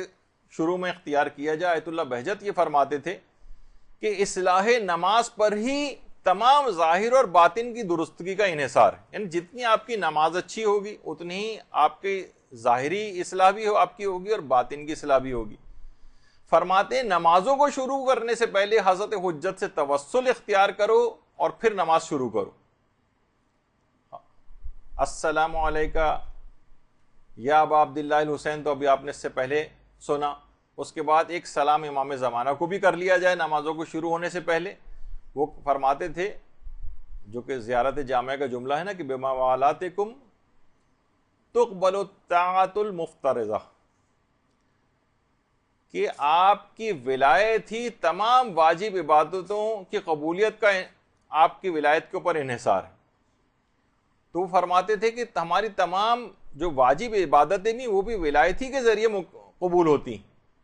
تو امام زمانہ سے توسل اختیار کیا جائے اور اس کے بعد پھر نماز شروع کی جائے. اور آیت اللہ کشمیری، آیت اللہ سید عبد الکریم کشمیری یہ فرماتے تھے کہ امام زمانہ سے توسل پیدا کرنے کا بھی ایک طریقہ ہے، جیسے کہ ابھی آپ نے امام حسین کے سلسلے میں سنا. وہ فرماتے تھے ایک تو زیارت آل یاسین، اگر آپ دعاؤں سے پہلے آپ زیارت آل یاسین اگر پڑھ لیں اور اس کے بعد ایک جملہ کہیں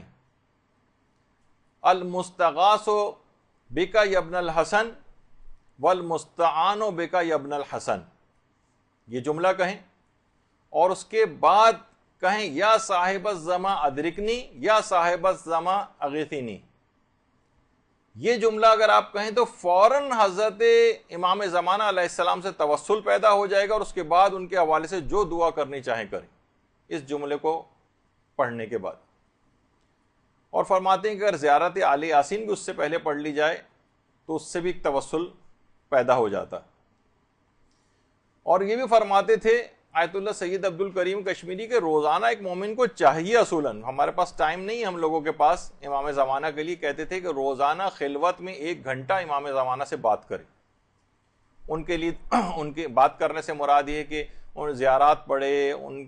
کے لیے ان کی جو دعائیں ہیں وہ پڑھے، اپنی دعاؤں کے اندر بار بار ان کو وسیلہ قرار دے. 1 گھنٹہ خلوت میں امام زمانہ کے ساتھ ایک مومن. لیکن ہمیں بہت عجیب سا لگتا ہے، ہمارے پاس تو 5 منٹ بھی نہیں ہے امام زمانہ کے لیے.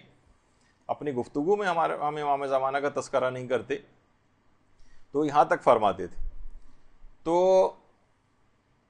اور بعض علماء تو یہ فرماتے ہیں کہ شب قدر میں اپنی تمام دعاؤں کو اگر انسان بھول جائے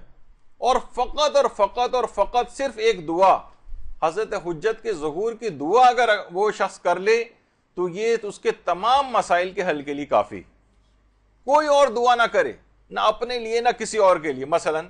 اور فقط حضرت حجت کی دعا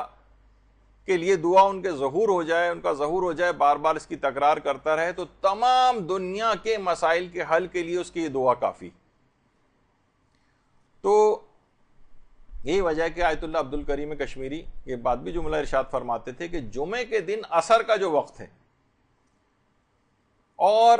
ہفتے کی جو شب ہے وہ فرماتے تھے کہ یہ بہت غمگین وقت ہوتا ہے.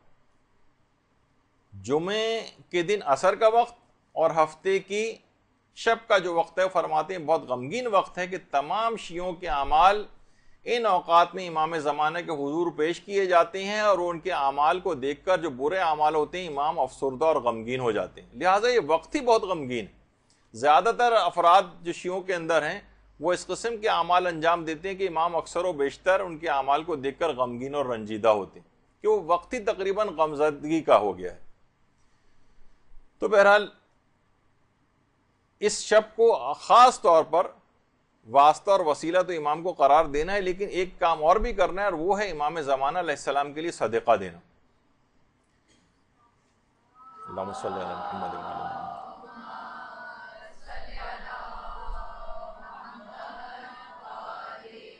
اس شب میں صدقہ دینے کی بہت تاکید ہے، اور خاص طور پر امام زمانہ علیہ السلام کے لیے صدقہ دینا. آیت اللہ سید عبد الکریم کشمیری ایک دیندار ڈاکٹر سید محمد کی تعریف میں ایک جملہ کہتے تھے. دیکھیں انشاءاللہ ہمارا ایک ارادہ یہ بھی ہے کہ پورا ایک درس اس موضوع کے اوپر بھی لیا جائے. عام طور پہ لوگ سمجھتے ہیں دیکھیے بہت بڑے بڑے علماء اور عرفاء کی باتیں وہی یہ سب لوگ کام کر سکتے تھے، ہم کیا کر سکتے ہیں. ائمہ کی باتیں ہوں تو لوگ اس سے بھی مایوسی کا شکار ہوتے ہیں کہ وہی کر سکتے تھے، ہمارے بس کی بات نہیں. عام افراد نے کون کون سے ایسے کام کیے کہ چھوٹے چھوٹے کاموں کے ذریعے اس کام کو انہوں نے پکڑ لیا اور بڑے بڑے مقامات کو حاصل کیا. آپ کے سامنے ان سب افراد کی مثالیں. ہم آپ میں سے ہی چھوٹے چھوٹے کاموں سے بڑے بڑے مقامات کو انہوں نے حاصل کیا، لیکن کوئی ایک کام اور فریضے کے طور پر انہوں نے پکڑ لیا. تو فرماتے تھے کہ ڈاکٹر سید محمد جو تھے ان کے متعلق عبد الکریم کشمیری جیسا عارف نقل کر رہا ہے کہ ان کی تعریف میں کہ ان کا ایک عمل ایسا تھا کہ امام زمانہ کا جو ایک لقب مہدی ہے اس کے اعداد 59 ہیں، 59. وہ فرماتے تھے کہ وہ 59 تومان اس زمانے میں 59 تومان روزانہ امام زمانہ کے ہر عدد کے لیے ان کے لقب کے 1 تومان صدقہ کرتے تھے، یعنی 59 تومان صدقہ کیا کرتے تھے ان کے مہدی کے جتنے بھی اعداد بنتے ہیں اس کے لیے. اب کسی کی آپ میں سے کوئی شرعی کوئی طریقہ تو نہیں، لیکن ایک محبت کے اظہار کے طریقے کے طور پہ بتاتے تھے کہ کوئی 59 روپے دے سکتا ہے، کوئی 590 روپے دے سکتا ہے، کوئی 5900 روپے امام زمانہ، جتنی اپنی حیثیت محبت شوق اس کا پایا جائے امام زمانہ کے لیے اس لحاظ سے صدقہ کرے اور اپنی محبت کا اظہار امام زمانہ سے کرے. روزانہ کی بنیاد پر امام زمانہ کے لیے صدقہ ہونا چاہیے، نہ کہ صرف شب قدر میں. اور ایک بہت ہی اچھا طریقہ اور بھی جس میں صدقے کے رد ہونے کا کوئی امکان ہی نہیں، وہ آقا مجتبیٰ طہرانی نے بتایا. آقا مجتبیٰ طہرانی فرماتے ہیں کہ اگر آپ امام زمانہ کے لیے صدقہ دینا چاہیں تو امام رضا علیہ السلام کی طرف سے امام زمانہ کے لیے صدقہ دیں. اللہم صلی علی محمد وعلی محمد.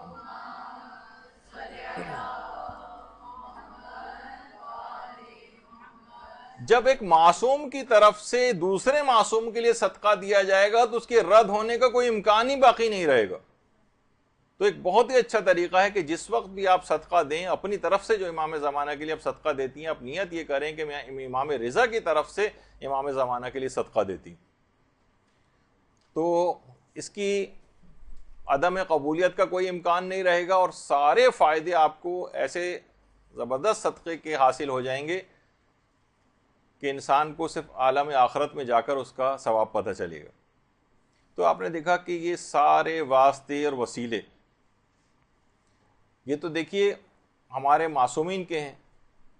کتنے مجرب ہیں، لیکن علماء کا یہ بھی جملہ ہے کہ کتنے ہمارے ایسے عظیم علماء کے مرنے کے بعد بھی ان سے کسب فیض کے لیے انسان چاہے تو کوشش کر سکتا ہے. جیسے ابھی یہی آیت اللہ عبد الکریم کشمیری ان کا ذکر ہو رہا ہے بار بار. ان کے شاگردوں نے پوچھا کہ جو اولیاء خدا پہلے گزر چکے ہیں ان سے ارتباط کے لیے، ان سے فیض کو حاصل کرنے کے لیے کون سا کام کیا جائے. تو وہ فرماتے تھے اس کا ایک طریقہ ہے. وہ طریقہ یہ کہ دیکھیے علامہ تقی مجلسی جو کہ علامہ مجلسی کے والد تھے، علامہ مجلسی تو باقر مجلسی تھے، ان کے والد تھے تقی مجلسی. تقی مجلسی وہ فرماتے تھے کہ اگر علامہ مجلسی کے والد کی روح کو ایصال ثواب کی جائے سورہ یاسین تو اس سے تمام جو اولیاء اللہ کی ارواح ہیں ان سے فیض اب بھی حاصل کیا جا سکتا ہے. یعنی سورہ یاسین پڑھ کر علامہ مجلسی کے والد تقی مجلسی کی روح کو ہدیہ کریں تو ان تمام اولیاء خدا جو گزر چکی ہیں ان کی ارواح سے اب بھی فیض حاصل کرنا ممکن ہے. اور باقاعدہ اب آیت اللہ شبیری زنجانی نے تو کہا کہ یہ تو چھوڑیے، یہ تو ارواح سے جو فیض اس معنوں میں بھی کہتے ہیں کہ میں نے تو بارہا تجربہ کیا اس بات کا کہ جب کبھی بھی انسان کبھی ٹریفک میں پھنس جائے، راستہ نہ مل رہا ہو اس کو، اور وہ علامہ مجلسی کی روح کو ایک سورہ فاتحہ پڑھ کر ہدیہ کرے تو فوراً راستے کھلنے لگتے ہیں. اور میں نے ذاتی طور پہ کئی مرتبہ اس کا تجربہ بھی کر کے دیکھا ہے. خود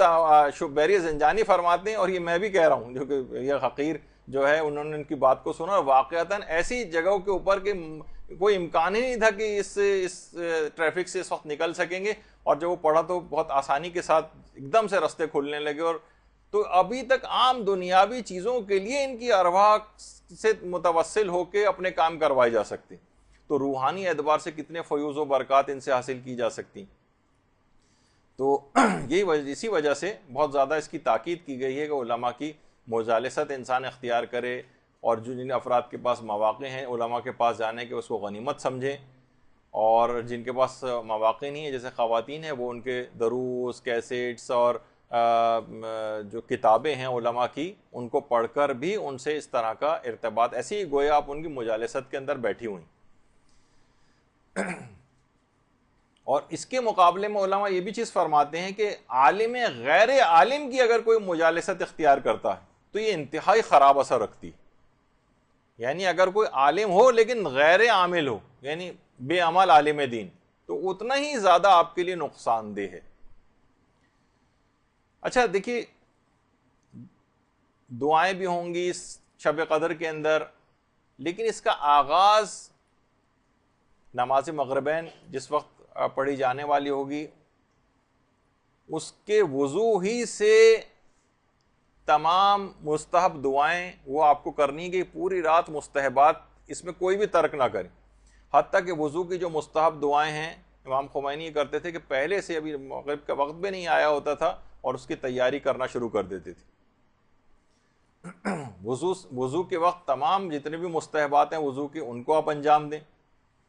اور اس کے بعد پھر ظاہر ہے کہ نماز مغربین کی تیاری کرنی ہے. افطار سے پہلے آپ نماز مغربین پڑھنی ہے آپ نے یا افطار کے بعد پڑھنی ہے، آپ کو خود فیصلہ کرنا پڑے گا. افطار کی جتنی بھی دعائیں ہیں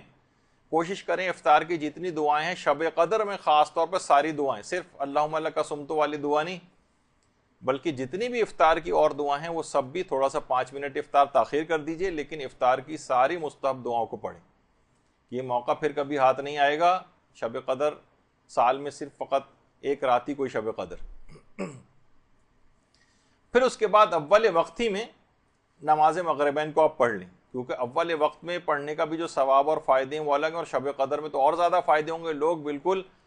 ہیوی قسم کی افطار کر کے انٹا غفیل ہو کے پڑ جاتے ہیں، بستر کے اوپر لیٹ جاتے ہیں، پھر وہ 9 10 11 بجے کے قریب جا کر نمازیں وغیرہ کی طرف متوجہ ہوتے ہیں. نہیں، اس رات محنت کرنے کی رات ہے، اس میں یہ آرام کو ایک طرف رکھ دیجئے. پورے سال آرام کے لیے راتیں پڑی ہوئی ہیں لیکن شب قدر آرام کی رات نہیں. تو اچھا، نماز مغرب کو بھی کوشش کریں کہ پورے مستحبات کے ساتھ نماز مغربین کو پڑھیں. اذان بھی ہو، اقامت بھی ہو، تمام مستحب اذکار ہوں، جتنے بھی تسبیحات ہوں، جتنے بھی آپ اس کے بعد تعقیبات پڑھتی ہیں وہ ساری بھرپور قسم کی ایک نماز مغربین ہونی چاہیے. یعنی جس رات کو واقعی شب سیر و سلوک و عرفان قرار دینا ہے تو تمام مستحبات اس رات کو انجام دیے جائیں. اتنی اہمیت ہے ان مستحبات کی کہ آیت اللہ فہری جو ہے وہ نقل کرتے ہیں، جو کہ یہ بھی بڑے عرفاء میں سے گزرے ہیں. فرماتے ہیں کہ آیت اللہ جواد ملکی تبریزی ان کے ایک بہت ہی عابد و زاہد قسم کے ایک دوست تھے جن کا مرحوم حسین فاطمیہ قمی نام تھا، ان کے بہت دوست. تو وہ فرماتے کہ میں جمکران گیا ہوا تھا اور بہت تھکا ہوا وہاں سے واپس آیا تو مجھے اطلاع ملی کہ آیت اللہ جواد ملکی تبریزی کی حالت بہت خراب ہے. میں سیدھا ان کے گھر گیا، اگرچہ میں بہت تھکا ہوا تھا لیکن پھر بھی سیدھا ان کے گھر گیا. دیکھا کہ اپنے بستر کے اوپر لیٹے ہوئے ہیں، طبیعت بہت زیادہ خراب ہے، لیکن میں نے دیکھا کہ انہوں نے خضاب لگایا ہوا ہے، بستر بیماری پر ہی لیٹے لیٹے ظہر اور عصر کی نماز کو پڑھنے کے لیے آمادہ ہیں. اور اتنی شدید بیماری کے باوجود وہ تمام مستحبات کے اوپر عمل کر رہے ہیں ظہر اثر کی نماز پڑھنے کے لیے. انہوں نے بہت مشکل کے ساتھ، ان کے حلق سے منہ سے آواز بھی نہیں نکل رہی تھی، لیکن انہوں نے اذان بھی دی، اقامت بھی کہی، اور بستر پہ لیٹے لیٹے اس کے بعد تکبیرات افتتاحیہ پڑھی. دیکھیے مستحبات کی اتنی زیادہ اہمیت ہے. تکبیرات افتتاحیہ جو ہے وہ پڑھی، اور اس کے بعد وہ فرماتے ہیں کہ ابھی تکبیرۃ الاحرام کہہ ہی رہے تھے کہ جواد ملکی تبریزی کی روح مقدس بدن اقدس سے عالم قدس کی طرف پرواز کر گئی. پہلی تکبیرۃ الاحرام جو اسی وقت جواد ملکی تبریزی کی روح نے پرواز کیے جس وقت انہوں نے تکبیرۃ الاحرام کہی. تو آپ نے دیکھا کہ کوشش کرے کہ انسان تمام مستحبات کے ساتھ اس رات کو نماز پڑھے، کہ آخری اس کا لازمہ بنے گا کہ تمام مستحبات کو انسان مرتے وقت بھی اس کو یہ نیکیاں کرنے کی توفیق اس کو حاصل رہے گی، بشرطے کہ وہ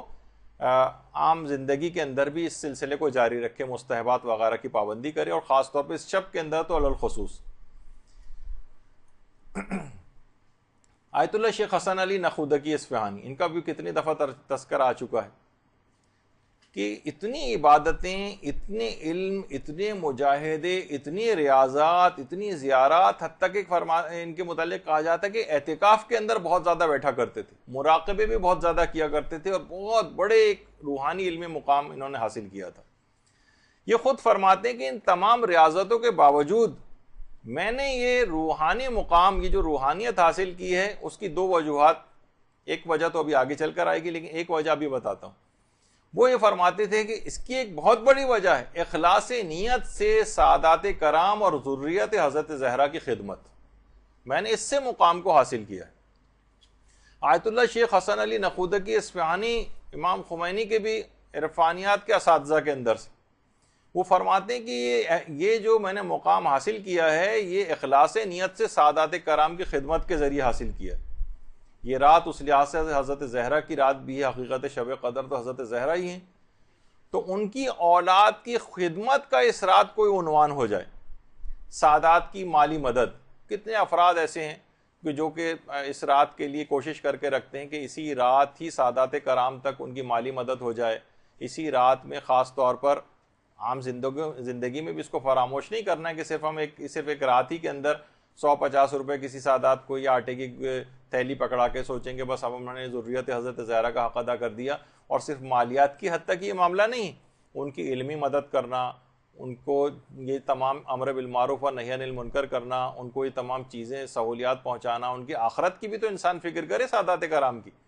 آخرت سے مرادی کہ بدعمالیوں کے اندر اگر گھرے ہوئے ہیں تو ان کو اس سے نکالنے کی صحیح اور کوشش کرنا کہ کسی بھی قسم کے عذاب کا شکار جو ہے وہ مرنے کے بعد نہ ہو. تو تمام اس امداد کے اندر جو خدمت ہے، جب یہ نہیں کہا کہ صرف میں مالی خدمت کرتا تھا بلکہ کہا تھا ذریت حضرت زہرا کی اخلاص کے ساتھ خدمت میں نے کی، اس کے اندر یہ تمام چیزیں بھی شامل ہو جاتی ہیں. اور فرماتے ہیں کہ اگر میں یہ اخلاص کے ساتھ یہ خدمت نہ کرتا تو شاید میرے تمام اعمال بے جان اور بے روح رہ جاتے اور میں اس مقام کو کبھی حاصل نہیں کر سکتا. اب علماء یہ فرماتے ہیں کہ کتنے افسوس کی بات ہے کہ سادات کرام اپنے اس مقام اور مرتبے کو نہیں پہچانتے، کہ لوگ فقط ان کی خدمت کر کے اتنے بڑے مقام کو حاصل کر رہے ہیں، اور وہ اپنے بدعمالیوں سے کس طرف جا رہے ہیں. سب سادات کی بات نہیں کر رہا، لیکن اسی معاشرے کے اندر رہتے ہیں اور ان کی بہت ساری باتیں جو ہے وہ نگاہوں کے سامنے آتی ہیں،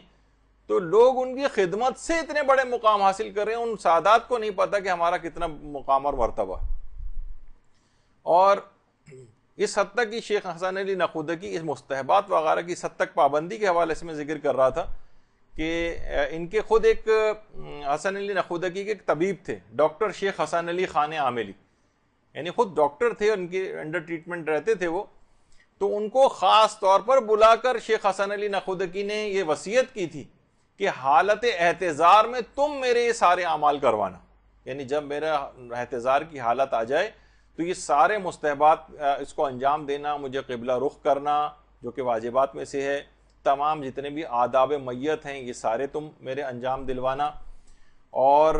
ایک عالم تھے سید مرتضی روئنتن کے نام سے، ان سے کہا تھا کہ تم ہفتے کی صبح کو میرے پاس آنا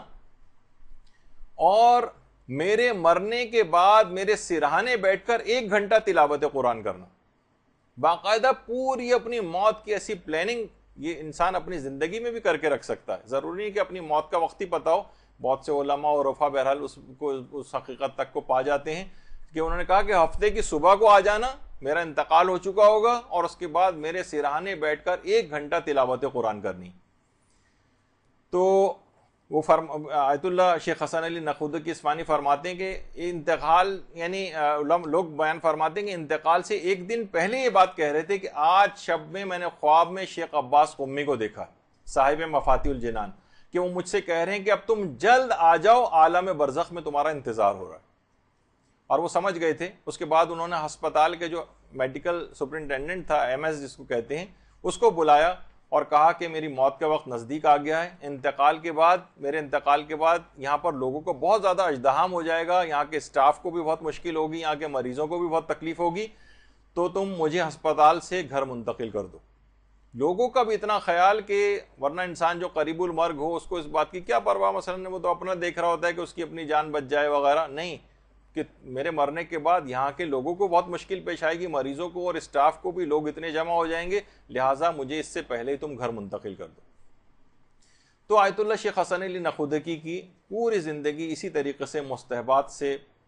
عبارت تھی. تو آج کی رات خاص طور پر مستحبات کی رات ہے. اور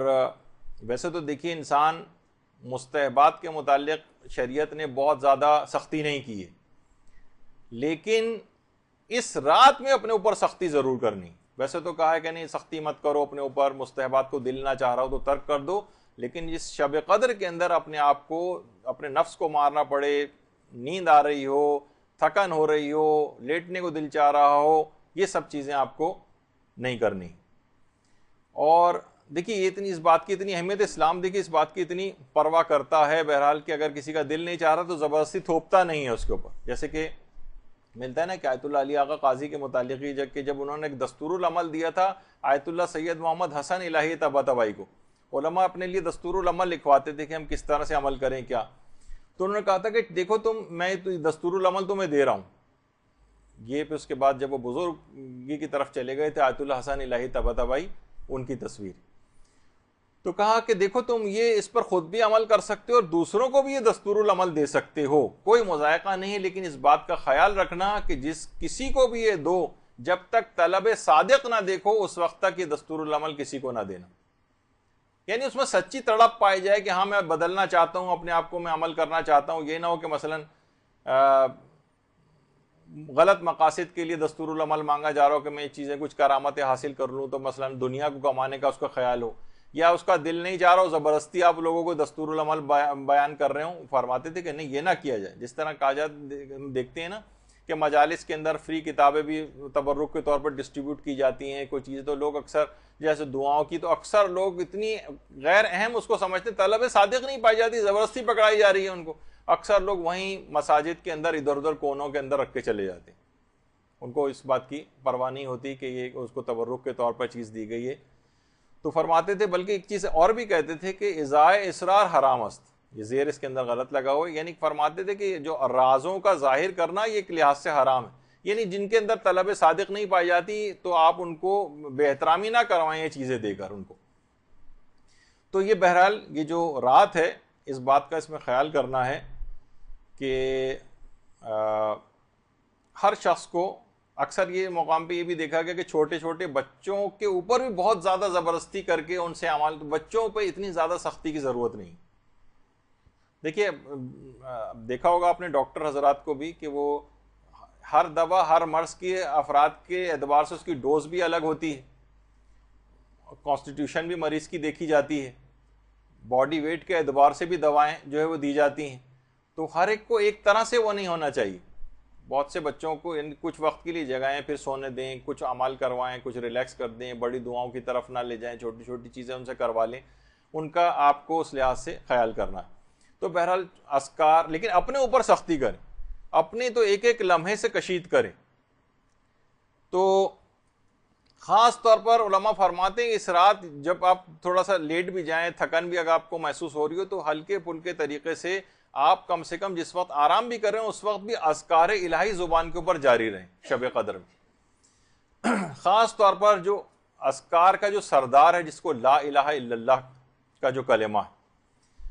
کہتے ہیں اس کو تو ہونٹوں کی معمولی سی حرکت دینے کی بھی ضرورت نہیں ہے. اس کلمے کو آپ پڑھ کے دیکھ لیں تو بہت اس میں ہونٹوں کی حرکت کی بھی ضرورت نہیں. یعنی مرتا ہوا شخص کے لیے بھی سہولت پروردگار نے رکھی ہے کہ جو مرتا ہوا شخص ہونٹوں کو حرکت دینے کے بھی قابل نہیں ہوتا ہے، تاکہ اس کے لیے بھی اس کلمے کو انتہائی آسان بنا دیا جائے کہ جو حرکت بھی ہونٹوں کو نہیں دے سکتا وہ بھی مرتے وقت کم سے کم اس کلمے کو ادا کر دے. تو پوری کوشش کرنی ہے کہ اس پوری رات آپ کو جاگنا ہے، پوری رات جاگنا ہے. 1 منٹ کو بھی اس کے اندر کوشش کریں کہ آپ نہ سوئیں. اور جب یہ رات پوری جاگ کر آپ گزار لی آپ نے، تو آیت اللہ شاہ آبادی یہ فرماتے تھے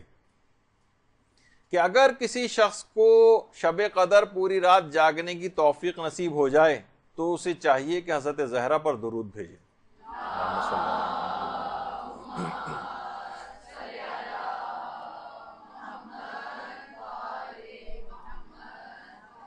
اور اس شب قدر سے ایک پیغام بھی لینا ہے. عام زندگی میں بھی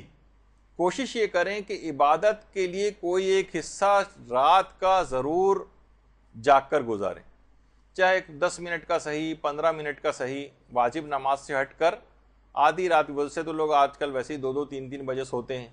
یا صبح کے قریب جا کر سوتے ہیں، تو کم سے کم اس رات کا کوئی حصہ عبادت کا ضرور اپنے لیے قرار دے دیں. عرفاء یہ فرماتے ہیں کہ جو سحر خیزی ہے، اس سے پہلے بھی میں کئی دفعہ ذکر کر چکا ہوں، سحر خیزی کے معنی یہ نہیں کہ جس وقت سورج وغیرہ نکل جائے یا سورج نکلنے سے پہلے کا ٹائم، وہ تو بین الطلوعین کہلاتا ہے، وہ بھی بہت افضل وقت ہے. لیکن سحر خیزی اصلاً علماء کہتے ہیں کہ تقریباً نماز فجر سے 2 گھنٹے یا 3 گھنٹے کا سے پہلے کا وقت ہے. یہ بہت ہی سیر و سلوک اور عرفان کے لحاظ سے جو بڑے مقامات کو حاصل کرنا چاہتے ہیں وہ اس موقع پر اٹھ کر سحر خیزی کرتے ہوئے اور عبادت خدا کو اگر انجام دیں تو وہ بہت ہی زیادہ فائدہ مند ہے. حتیٰ کہ علماء فرماتے ہیں سحر خیزی بین الطلوعین سے بھی افضل ہے. بین الطلوعین یعنی صبح صادق سے لے کر جب سورج نکلتا ہے اس کے درمیان کا جو ٹائم ہوتا ہے، یہ بہت اپنے عرفان کو اور اپنے مقامات روحانی کو بلند کرنے کے لیے اس موقع سے بہت زیادہ استفادہ کیا جاتا ہے. لیکن فرماتے ہیں سحر خیزی بین الطلوعین سے بھی افضل ہے کہ جو اس سے پہلے ہوتی. لیکن افسوس اس بات کا ہے کہ وہ فسق و فجور، ٹی وی دیکھتے ہوئے سارے وہ جو ہے اس ٹائم کو بھی گزارا جاتا ہے. اچھا، اس پوری رات میں خاص طور پر ایک نقطہ ہرگز فراموش نہ کریں. یہ بہت آپ کو اس رات میں خصوصیت کے ساتھ ایک تاکید ہے کہ اس پوری رات میں ایک بھی گناہ نہیں ہونا چاہیے، ایک بھی. اتنی اپنی مواظبت آپ کو کرنی ہے، اتنا اپنے آپ کو کنٹرول کرنا ہے، اتنا اپنے آپ کو بیلنس کر کے چلنا ہے کہ ایک بھی ایک غیبت کان سے نہ ٹکرائے.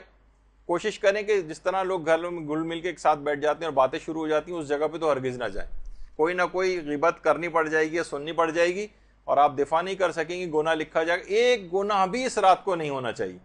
اس لحاظ سے آپ سوچ سکتی ہیں کہ ٹی وی وغیرہ اس میں کتنا خطرناک ہو سکتا ہے. ایک حرام نگاہ، کوئی ایک حرام کلمہ، کوئی ایسی چیز، کوئی ایسا نامناسب منظر اس کے اندر اگر آپ نے آنکھوں سے گزر گیا آپ کی اور اس میں آپ نے توجہ دے دی تو پوری رات کی عبادت ضائع ہو سکتی.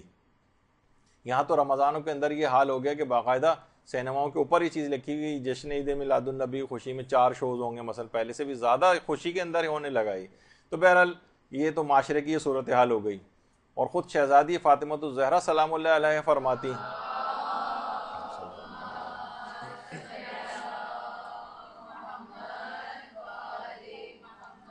کہ اگر روزے دار کے مثلا یہی اعضاء و جوارے یہ اگر روزے سے نہ ہوں اور ان سے مثلا نافرمانی پروردگار ہوتی رہے تو پھر اس کے روزے کا فائدہ کیا ہوگا. اسی طریقے سے شب قدر کے لیے بھی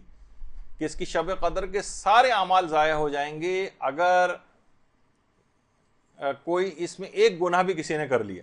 یہی وجہ ہے کہ آیت اللہ حسن علی نقودکی اصفہانی یہ فرماتے تھے کہ اگر کوئی 40 روز تک بھی ریاضتیں انجام دیتا رہے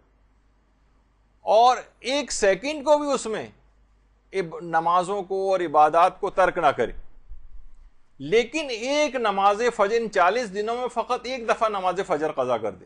تو 40 دن کے اعمال ہبا منصورہ ہو جائیں گے. ریت کے ذرے جس طریقے سے اڑا کے رکھ دیتے ہیں نا اس کو، کہ اس کی مانند بکھر کے رہ جائیں گے، اتنے ضائع ہو جائیں گے اعمال. اگر اس نے 40 روز تک مسلسل 1 سیکنڈ کو بھی ناغہ نہیں کی، عبادتیں انجام دی اور فقط 1 دن کی نماز فجر قضا کر دی.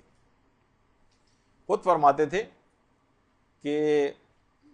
میں نے اپنی پوری زندگی میں 1 دفعہ نماز فجر قضا کی تھی، اس کی پاداش میں اگلے دن میرا بیٹے کا انتقال ہو گیا تھا.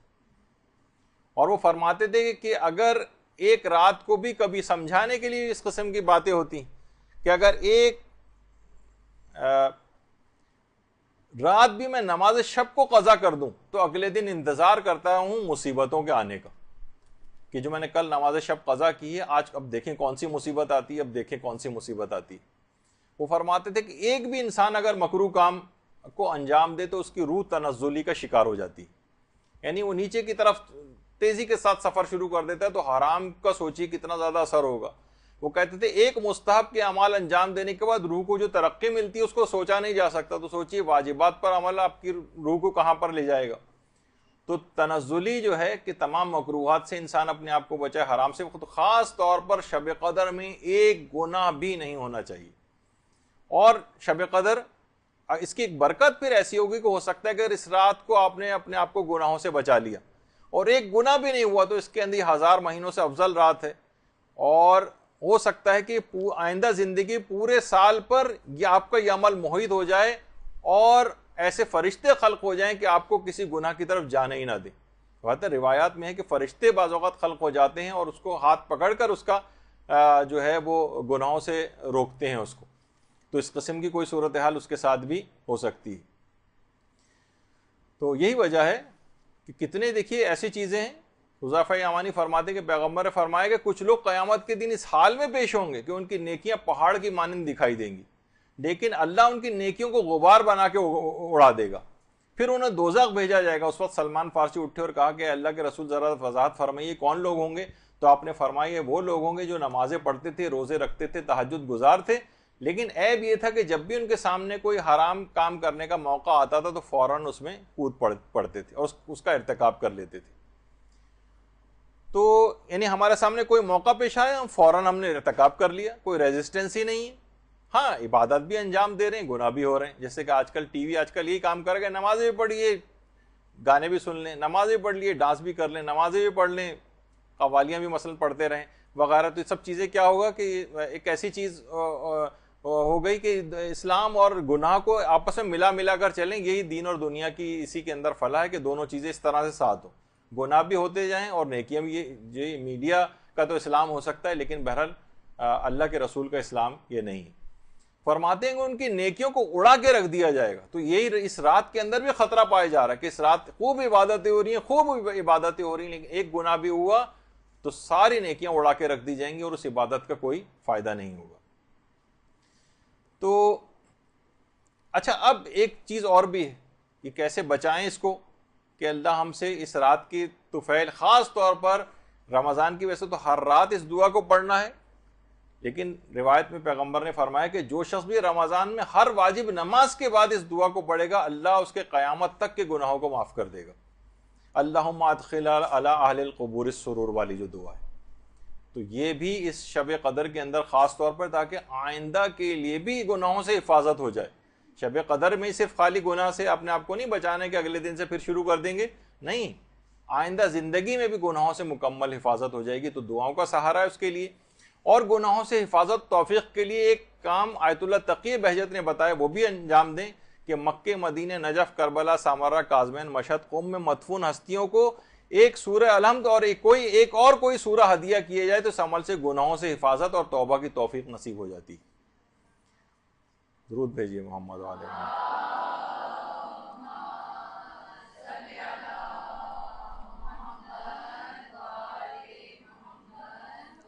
ایک سورہ الحمد اور اس کے ساتھ کوئی ایک سورہ، وہ ان جگہ مقدس جگہوں پہ مدفون جو ہستیاں ہیں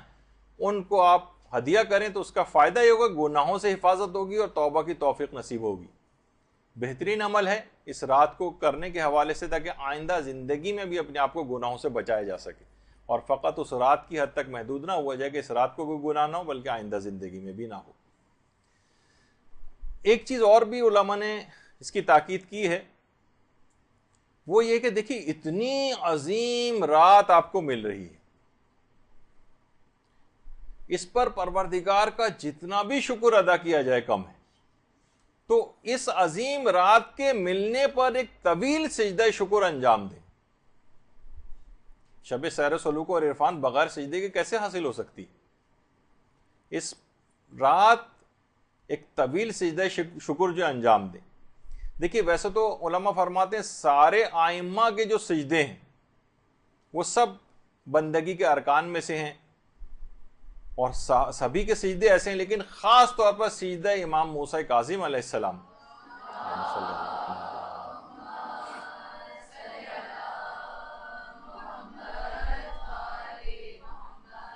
ایک طویل سجدہ انجام دے جس کے اندر اس دعا کو پڑھے، عظم الذنب من عبدک فلیحسن العفو من عندک،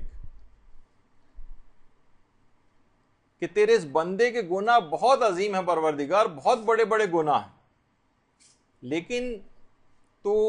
اس بندے کو بخش دے اور تیری بخشش کتنی حسین ہے۔ تو فرماتے ایک طویل سجدہ شکر انجام دیں اور کوشش کریں کہ اس دعا کو بھی اگر اس کے اندر پڑھ لیں، اور علماء ایک چیز اس دعا کے علاوہ ایک ذکر کو اور فرماتے ہیں اور وہ ہے ذکر یونسیہ کو، جتنا بھی ہو سکے ذکر یونسیہ بھی اس طویل سجدے کے اندر ہی انجام دے لیں، اور خاص طور پر یہ طویل سجدہ نماز عشاء کے بعد انجام دیا جائے، اور یقیناً انسان پہلے تو مغربین کی نماز ہی پڑھے گا، پھر دعا اور اذکار اور دیگر عبادات کی طرف جائے گا، تو طویل سجدہ شکر۔ اور اس کے اندر اگر جب سجدے شکر کرنے ہی جا رہے ہیں تو کیوں نہ اس سجدے کو اختیار کر لیں جس کا پہلے بھی تذکرہ ہوا، جس کو کرنے کی وجہ سے حضرت ابراہیم اس مقام تک پہنچے تھے، جو آیت اللہ عبد الکریم کشمیری نے بیان کیا تھا کہ سجدے میں پیشانی رکھ کر 3 دفعہ کہیں الحمدللہ، پھر پیشانی کا دایاں حصہ رکھیں اور کہیں 3 مرتبہ کہیں شکرن للہ، پھر پیشانی کا بایاں حصہ رکھیں اور 3 دفعہ کہیں استغفر اللہ۔ کہہ رہے ہیں کہ یہی وہ سجدہ ہے جس کو مسلسل انجام دینے سے وہ خلیل خدا کے درجے تک حضرت ابراہیم پہنچے تھے۔ تو سجدہ شکر انجام دیں، اور اس وجہ سے بھی دیکھیے سجدہ شکر کرنا ہے کہ رات آپ کو مل گئی ہے۔ کتنے ہی افراد ایسے ہیں کہ جو پچھلے سال تک ہم آپ کے ساتھ ہوتے تھے اور اس شب قدر کے آنے سے پہلے پہلے وہ قبرستانوں میں جا کر دفن ہو چکے، وہ ٹھیک ہے وہ بھی اللہ کی رضوان الہی کو پا گئے، لیکن آپ کے پاس اور زیادہ وقت آ گیا ہے، آپ زیادہ فیضیاب ہو سکتے ہیں، زیادہ اللہ کی اس نعمتوں سے استفادہ کر سکتے ہیں، اس کی عبادات وغیرہ سے، اور اپنے مقام اور مرتبے کو مزید بڑھانے کی ہمارے پاس گنجائش ہے۔ اور جب یہ علماء فرماتے ہیں کہ اس رات کو جب یہ طویل سجدہ شکر آپ انجام دیں گے تو لَإِن شَكَرْتُمْ لَأَزِيدَنَّكُمْ، جب تم شکر کرو گے تو اس میں مزید اضافہ ہوگا، تو خود بخود اس بات کا لازمہ یہ چیز بنے گی کہ آپ کو اگلی شب قدر حاصل ہو جائے گی، اس میں اضافہ ہوگا۔ جب آپ نے اس شب قدر کے حاصل ہونے کے لیے سجدہ شکر انجام دیا ہے تو انشاءاللہ آئندہ زندگی کی بہت ساری شب قدریں آپ کو ملیں گی۔ اس طرح انسان اپنی ایکسٹینشن پہ ایکسٹینشن کرواتا چلا جائے اپنی زندگی میں بھی، وہ بھی ایک طریقہ یہ ہے۔ تو ملا حسین قلیہ حمدانی جن کا بھی تذکرہ آ رہا تھا، تو ان کے انتقال کے بعد ان کے گھر والوں نے بھی، لوگوں نے آ کر ان کے گھر والوں سے دریافت کیا کہ زیادہ تر اوقات میں اکثر لوگوں کو ہوتا ہے نا کہ ذرا پوچھیں کہ کیا کرتے تھے گھر میں، یعنی اتنے بڑے مقام اور مرتبے کو حاصل کیا، تو ان کے گھر والوں نے کہا کہ زیادہ تر ہم شیخ حسین قلیہ حمدانی کو ہم سجدے کی حالت ہی میں پاتے تھے، اتنے زیادہ سجدے کرتے تھے، تو کم سے کم اس میں ایک طویل سجدہ ہی انجام دے لیا جائے۔ اچھا، اب اس میں اس شب قدر کے اندر 3 سورے کی بڑی تاکید ہے، سورہ روم پڑھی جائے گی، سورہ عنکبوت پڑھی جائے گی، اور سورہ حامیم دخان، جس سورہ دخان کہتے ہیں، وہ پڑھی جائے گی۔ یہ مکمل ادب اور احترام کے ساتھ پڑھنا ہے، بہت خشوع و خضوع کے ساتھ پڑھنا ہے۔ ویسے تو آپ دیکھیں قرآن میں اس بات کی اجازت ہے کہ آپ لیٹ کے بھی پڑھ سکتے ہیں، اگرچہ آداب کے خلاف ہے، لیکن بہرحال ہم زیادہ اس لحاظ سے اس کو وہ کرنا کہ پورے اتنے اہتمام کے ساتھ ہر دفعہ انسان تلاوت قرآن کرنے کو کہا جائے تو ایسا نہ ہو کہ وہ تلاوت قرآن ہی گھبرا کر چھوڑ دے. تو جس طرح سے بھی ہو تلاوت قرآن کر لو, چلتے پھرتے کر لو, لیٹے لیٹے کر لو, کرتے رہو. لیکن اس رات کو جب یہ سورہ آپ پڑھیں اور جو تلاوت قرآن کریں, علماء فرماتے ہیں کہ یہ خاص طور پر آداب کی رعایت کرتے ہوئے پڑھیں تاکہ مکمل فائدے آپ کو اس میں حاصل ہوں. جیسے کہ آیت اللہ عبد الکریم کشمیری فرماتے تھے, خاص طور پہ کہتے تھے کہ 1000 مرتبہ سورہ قدر کا پڑھنا بہت ہی معنویت کے لیے اور روحانیت کے لیے بہت مفید ہے اس رات. اگر کوئی شخص جیسے بزرگ افراد ہیں ان کو آپ اس پہ لگا سکتے ہیں, جو اتنی نمازیں نہیں پڑھ سکتے, وہ ایک تسبیح لے کے کم سے کم سورہ قدر ہی پڑھتے رہیں, اور جتنے بھی ہو سکے, جو 1000 کا عدد نہ مکمل کر سکے, جتنا بھی پڑھ سکے سورہ قدر پڑھ لے. تو اسی طریقے سے کچھ علماء تو ایسے گزرے جیسے آیت اللہ شیخ محمد حسین کمپانی, روزانہ 1000 مرتبہ سورہ قدر پڑھتے تھے روز. جب بھی تو دیکھیے بڑے بڑے مقامات کو حاصل کیا. تو اب کسی نے شیخ عبد الکریم کشمیری سے پوچھا, نہیں سید عبد الکریم کشمیری سے, کہ آپ نے بتایا تھا کہ 1000 مرتبہ سورہ قدر پڑھی جائے, تو میں نے 1000 دفعہ سورہ قدر پڑھی ہے لیکن میں نے دیکھا کوئی اثر ہی مرتب نہیں ہوا, اب میں کیا کروں؟ تو انہوں نے کہا کہ کیا تم نے آداب کا خیال کیا تھا, یہ چلتے پھرتے سورہ قدر پڑھی تھی 1000 مرتبہ؟ کہا کہ نہیں, چلتے پھرتے اٹھتے بیٹھتے جا رہے ہیں اس طرح سے پڑھی تھی. کہا جبھی اثر مرتب نہیں ہوا. شب قدر میں خاص طور پر آپ پورے آداب کی رعایت کے ساتھ قبلہ رخ بیٹھیں, تلاوت قرآن کرتے وقت یہ 3 سورے بھی خاص طور پر پڑھیں گی, یہ مکمل ادب اور احترام کے ساتھ پڑھیں گی تو فائدے اور زیادہ ملیں گے. جیسے خود ایک دفعہ سید عبد الکریم کشمیری کے پاس ایک عالم آئے اور اپنی بیوی کے سلسلے میں بڑی شکایت کی کہ اس نے دیکھیں علماء کی بیویاں بھی اس قسم کی آ جاتی ہیں, اور بہت سی عورتوں کے شوہر بھی بہت خراب ان کو مل جاتے ہیں, کہ اتنا زیادہ مجھے پریشان کر کے رکھا ہوا ہے کہ اپنی پریشانی کی شکایت لے کر عبد الکریم کشمیری کے پاس آئے کہ مجھے حل بتائیے کہ میں کیا کروں. دیکھیے کسی شخص نے ایک دفعہ وہ کہا تھا نا کہ بوتل کا جن کسی کو مل گیا تھا, اور اس نے بوتل کے جن سے فرمائش کی کہ کچھ ایسا کرو کہ ہر عورت اپنے شوہر کا احترام کرنے لگے اور بہت اچھے طریقے سے پیش آئے. تو بوتل کا جن دوبارہ بوتل میں جا کے بیٹھ گیا اور کہا چچا میاں ذرا کارک اوپر سے کس کے لگانا. تو مقصد کہنے کا یہ ناممکن چیز تو مجھے کام بتا رہا ہو, ایسا ہو ہی نہیں سکتا. تو بہرحال آئے وہ کہنے کہ میں کیا کروں, مجھے تو کوئی طریقہ بتائیے. کہا کہ تم گھر میں بہت زیادہ تلاوت قرآن کرو تو یہ گھریلو جھگڑے سارے ختم ہو جائیں گے. دیکھیں گھریلو جھگڑے کا ایک بہت بڑا ایک یہ بھی ہے کہ گھروں میں تلاوت قرآن ختم ہو گئی.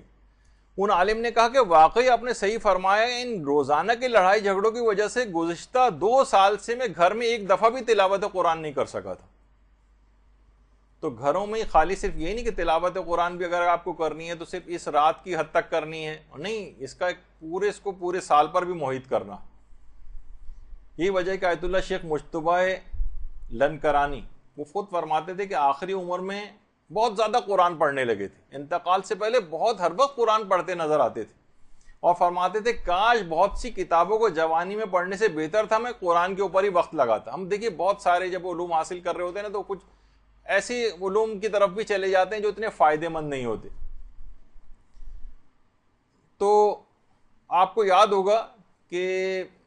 امام خمینی نے نسخہ کیمیا جن شیخ حسن علی نخودکی اصفہانی سے حاصل کیا تھا, ان کا کئی دفعہ تذکر آ چکا ہے. ایک طریقہ تو سادات کرام کی خدمت کا انہوں نے بتایا تھا جس سے انہوں نے اس عظیم مقام کو حاصل کیا. دوسرا طریقہ جو میں نے کہا تھا آگے چل کے بتاؤں گا وہ یہ طریقہ ہے. فرماتے ہیں کہ مشہد کے قیام میں 4 سال تک میں نے مسلسل روزانہ شب سے قرآن کی تلاوت شروع کرتا تھا اور صبح تک پورا قرآن ختم کر لیتا تھا, اور اس قرآن کو ختم کرنے کے بعد روزانہ 4 سال تک روزانہ ایک قرآن ختم کر کے اس کو ہدیہ کرتا تھا امام رضا علیہ الصلوۃ والسلام کی خدمت میں.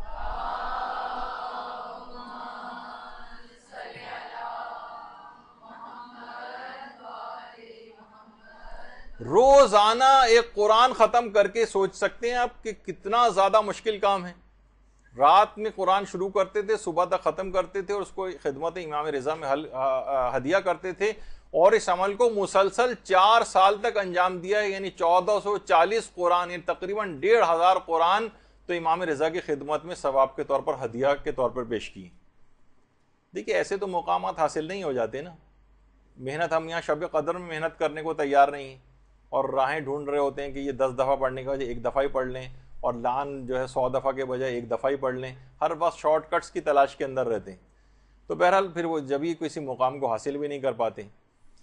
تو دیکھیے اس قرآن سے کتنے مقامات عالیہ کو حاصل کیا اسی قرآن کی تلاوت سے۔ تو اس قرآن کو کوشش کریں کہ اپنے اندر بھی اتاریں،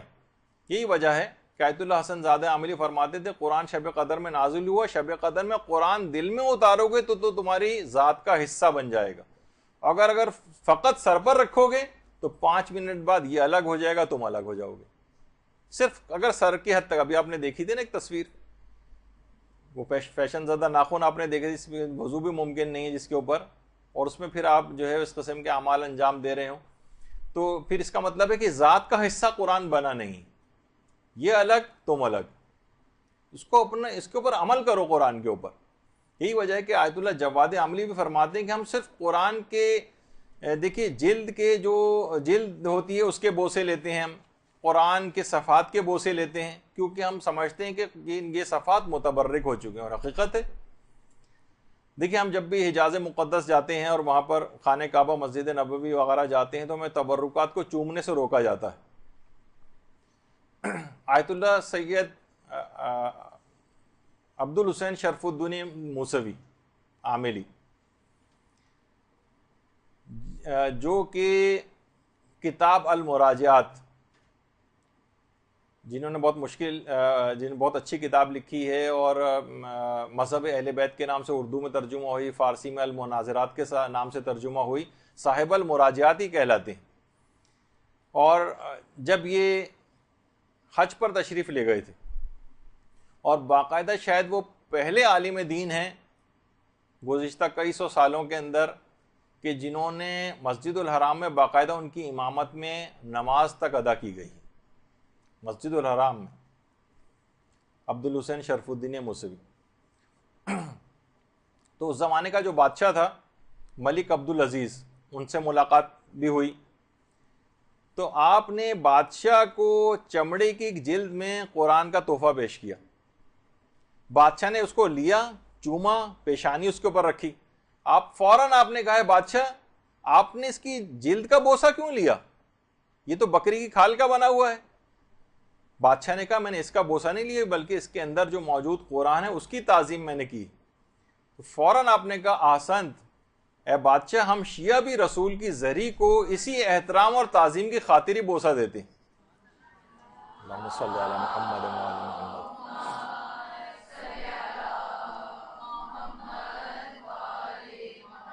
ہم فقط اس دھات کی بنی ہوئی چیز کو اہمیت نہیں دے رہے ہوتے، بلکہ اس کا جو مظروف ہے، جو اس کے اندر موجود پیغمبر اسلام ہے، ان کی عظمت کے تحت ہم اس کو بوسہ دے رہے ہوتے ہیں۔ اس موقع پر سب نے نعرہ تکبیر بلند کیا باقاعدہ، اور بادشاہ نے مجبور ہو کر اس سال پیغمبر اسلام کے آثار کو چومنے کی اجازت بھی دیتی تھی، لیکن اس کے بعد جو ولی عہد آیا اس نے باقاعدہ قانون پاس کیا، اور اس کے بعد پھر سے پابندی لگا دی گئی، جب بھی وہاں پہ آج کل روکا جاتا ہے۔ تو آیت اللہ جواد عاملی یہ فرماتے ہیں کہ ہم جب قرآن کی جلد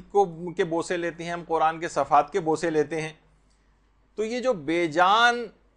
اشیاء ہیں، یہ صفحے، یہ جلد، یہ جب حروف قرآن سے متصل ہو کر متبرک ہو جاتے ہیں، تو فرماتے ہیں کہ بے جان اشیاء جب متصل ہو کر متبرک ہو رہی ہیں، تو کیوں نہ ہم اپنی روح اور جان کو قرآن سے مانوس کر کے متبرک بنا لیں۔ ہم بھی تو اپنی روح کو متبرک بنا سکتے ہیں، ہم بھی تو اپنی جان کو متبرک بنا سکتے ہیں اگر قرآن کے احکام سے اپنے آپ کو متصل کر لیں۔ آپ بھی متبرک ہو سکتے ہیں۔ ہم سوچتے ہیں فقط یہ الفاظ جس صفحے کے اوپر ہیں یہ متبرک ہوا ہے، جلد متبرک ہوئی ہے، جزدان متبرک ہو گیا ہے، نہیں، اس طریقے سے بھی متبرک بنایا جا سکتا۔ تو خاص طور پر یہ جو تلاوت ہے، اس رات کو خاص طور پر تلاوت کرنی ہے، اور اب قرآن کو کچھ کچھ اہمیت دی جانے لگی ہے. مساجد کے اندر بھی قرآن کے حوالے سے پروگرام ہونے لگے ہیں. ایران میں تو پہلے سے ہوتے آ رہے ہیں، لیکن ہمارے ہاں بھی اب ماشاءاللہ سے شروع ہو گئے ہیں. اور خاص طور پر قرآن کے حوالے سے مرحومین کو اس رات ضرور یاد رکھا جائے، بلکہ کوشش کریں کہ جتنے بھی اعمال شب قدر جب آپ انجام دینا شروع کریں گی تو اس میں تمام مرحومین کی بھی نیابت کی نیت کر لیں. تمام مرحومین کی نیابت کہ میں یہ ان کی طرف سے بھی تمام اعمال کو انجام دے رہی ہوں. دیکھیے کہ جو مرحومین ہو گئے، دیکھیے ایک تو حرموں میں ویسے بھی جو متصل حرموں میں جو ہے نا مختلف قبور ہیں، جہاں کے علماء کی قبور ہیں، اصحاب کی قبور ہیں، مختلف ائمہ کے حرموں میں نظر آتی ہیں. جیسے حرم معصومہ قم کے ایک تو اندر بھی ایک لحاظ سے قبرستان ہے جہاں خواتین کو کبھی کبھی جانے کی اجازت دیتے ہیں، کبھی نہیں دیتے ہیں، ان کی قبور تک. مختلف مراجع کی قبور بھی ہیں. تو حرم کے اندر بھی قبریں ہیں، اور اس سے تھوڑا سا باہر نکل کر ہی دروازے کے باہر آیت اللہ بروجردی کی قبر بھی آپ نے دیکھی ہوگی جو لوگ وہاں گئے ہیں. اسی طریقے سے حرم امام رضا ہے، وہاں پر بھی بڑے بڑے علماء کی قبور ہیں، نجف میں بھی ہیں. تو معصومہ قوم کے حرم میں بھی قبور ہیں، اور حرم سے باہر جب نکل جاتے ہیں تو ایک قبرستان شیخان ہے جہاں کپڑے کی وغیرہ کی دکانیں ہیں، مارکیٹس وغیرہ بنی ہوئی ہیں. یہ انتہائی نورانی اور بابرکت مقام ہے. جس طریقے سے نجف میں علی آغا قاضی کی قبر پہ کوئی نہیں جاتا، اس طرح قبرستان شیخہ میں بھی لوگ سامنے سے گزرتے ہیں زائرین، وہیں سامنے ہوٹلوں میں رہائش پذیر ہیں، لیکن قبرستان شیخان میں کبھی نہیں جاتے نظر آتے. اور کتنے بڑے بڑے علماء اور شہداء اور اصحاب امام اس قبرستان کے اندر دفن، بالکل متصل. زکریا ابن آدم 6، 7، 8ویں امام کے صحابی، اور امام خود کہتے تھے جس کو کوئی مسئلہ پیش آتا تھا کہ میں آ نہیں سکتا، کہا زکریا ابن آدم سے جا کر پوچھو. اور اس کے علاوہ زکریا ابن ادریس اور ابن قولویہ کی قبر بھی وہاں قریب ہی ہے، اس سے متصل ہی ہے. جواد ملکی تبریزی کی قبر وہاں پر ہے، کتنے جن کا بھی ذکر ہو رہا تھا. رہبر معظم بھی جب بھی جاتے ہیں جواد ملکی تبریزی کی قبر پہ ضرور جاتے ہیں. اس کے علاوہ مرحوم حید جی، یہ خود عرفاء میں سے ہیں. موت اختیاری کے حوالے سے ان کا واقعہ تھا جو کہ اب اتنا وقت نہیں ہے کہ اس کو پڑھا جائے. تو طالب علموں کے لحاظ سے اور جو زائرین ہیں اور مومنین کو اس قبرستان میں ضرور جانا چاہیے. تو اپنے تمام بلکہ کہا جاتا ہے کہ یہ جو معصومہ قوم کا جو حرم ہے اس سے جو متصل جو قبریں ہیں وہ اس کے بعد پورے قم میں قبرستان شیخاں سے بڑھ کر کوئی بھی بابرکت مقام نہیں. یعنی معصومہ کے حرم کے علاوہ جو سب سے بابرکت مقام قم کے اندر ہے وہ قبرستان شیخان. تو آپ خود سوچیں کہ یہ کتنا لیکن لوگ عام طور پر نہیں جاتے ہیں وہاں پر. اسی طریقے سے امام رضا کے روضے کے احاطے میں بھی شیخ حسن علی نخودکی اصفہانی کی قبر بھی. اتنے بڑے مقام کو حاصل کرنے کے بعد بھی آج بھی شیخ حسن علی نخودکی اصفہانی، یعنی ویسے تمام مرحومین کا یہ سلسلہ ہے، وہ اب بھی تلاوت قرآن کے ثواب کو ہدیے کے طور پر فرمائش کرتے ہیں. باقاعدہ فرمائش کہ تلاوت قرآن کا ہدیہ ان کو کیا جائے. تو اس رات کو ان کو کیسے فراموش کیا جائے گا. کربلائی رضا کرمانی جو کہ اس زمانے میں آستان قدس رضوی کے مؤذن تھے، کہہ رہے ہیں کہ میں شیخ کی وفات کے بعد، شیخ حسن علی نخودکی کی وفات کے بعد روزانہ بین الطلوعین ان کی قبر پر فاتحہ خوانی کے لیے جاتا تھا. کہہ رہے ہیں ایک دن میں نے خواب میں دیکھا کہ شیخ خواب میں آئے ہیں میرے، اور آ کر کہہ رہے ہیں کہ تم روزانہ میری قبر پر فاتحہ خوانی کے لیے آتے ہو، لیکن تم میرے لیے سورہ یاسین اور سورہ طٰہٰ کیوں نہیں پڑھتے ہو. سورہ یاسین اور سورہ طٰہٰ. شیخ حسن علی جیسا عارف کامل وہ فرمائش کر رہا ہے 2 سوروں کی. یعنی اتنے بابرکت سورے ہیں یہ، مرحومین کو اتنا فائدہ پہنچانے والے ہیں کہ سورہ فاتحہ کے ثواب ملنے کے باوجود بھی فرمائش کر رہے ہیں کہ تم یہ 2 سورے کیوں نہیں پڑھتے ہو. کہہ رہے ہیں اس جملے کو شیخ حسن علی نے خواب میں 3 مرتبہ جو اسی جملے کی تکرار کی. تو میں نے کہا کہ انشاءاللہ میں ضرور پڑھوں گا. کہہ رہے ہیں میں بیدار ہوا تو ایک چیز دیکھ کر محسوس کر کے حیران رہ گیا کہ یہ دونوں سورے مجھے حفظ ہو چکے تھے. محمد صلی اللہ علیہ وسلم۔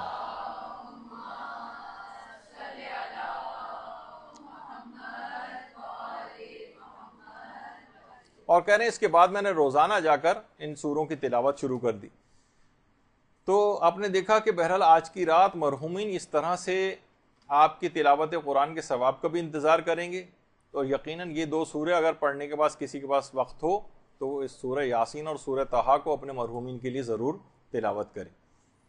دیکھیے عبادات میں بہرحال محنت تو کرنی، آپ سوچ رہے ہوں گے کہ کتنے زیادہ تو یہ چیزیں آتی جا رہی ہیں، اس کا وقت اتنا کہاں ہوگا، اللہ انشاءاللہ برکت اس میں پیدا کرے گا، وقت بھی نکلے گا۔ تو یہی وجہ ہے کہ آیت اللہ تقی بہجت کہتے تھے کہ زمانہ غیبت میں جو عبادات کرنے کا ثواب ہے زمانہ ظہور سے زیادہ ہے، یعنی اس میں جو اگر آپ نے محنت کر لی تو اس کا ثواب زمانہ ظہور امام، یعنی جب امام ظہور کر جائیں گے اس وقت کی عبادت سے زیادہ ثواب آج کل کے دور میں عبادت کا ہے۔ اچھا، اس رات کے لیے پیغمبر تو کہہ چکے ہیں کہ شب قدر میں کسی نے پوچھا پیغمبر سے کیا مانگے، تو آپ نے کہا تم صحت اور عافیت مانگو۔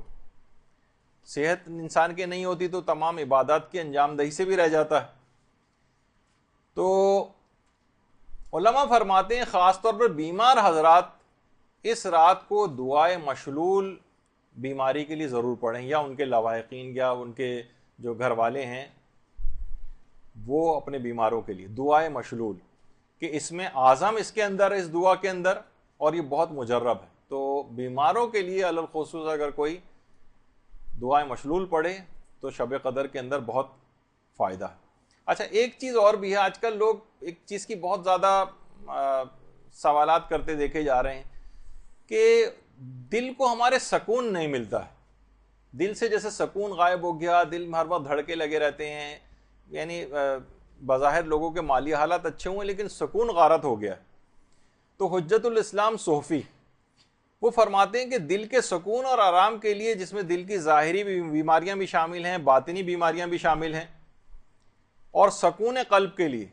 فرماتے ہیں اگر ہاتھ کو سینے پر رکھ کر انسان 3 مرتبہ کھڑے ہو کر اور 3 مرتبہ بیٹھ کر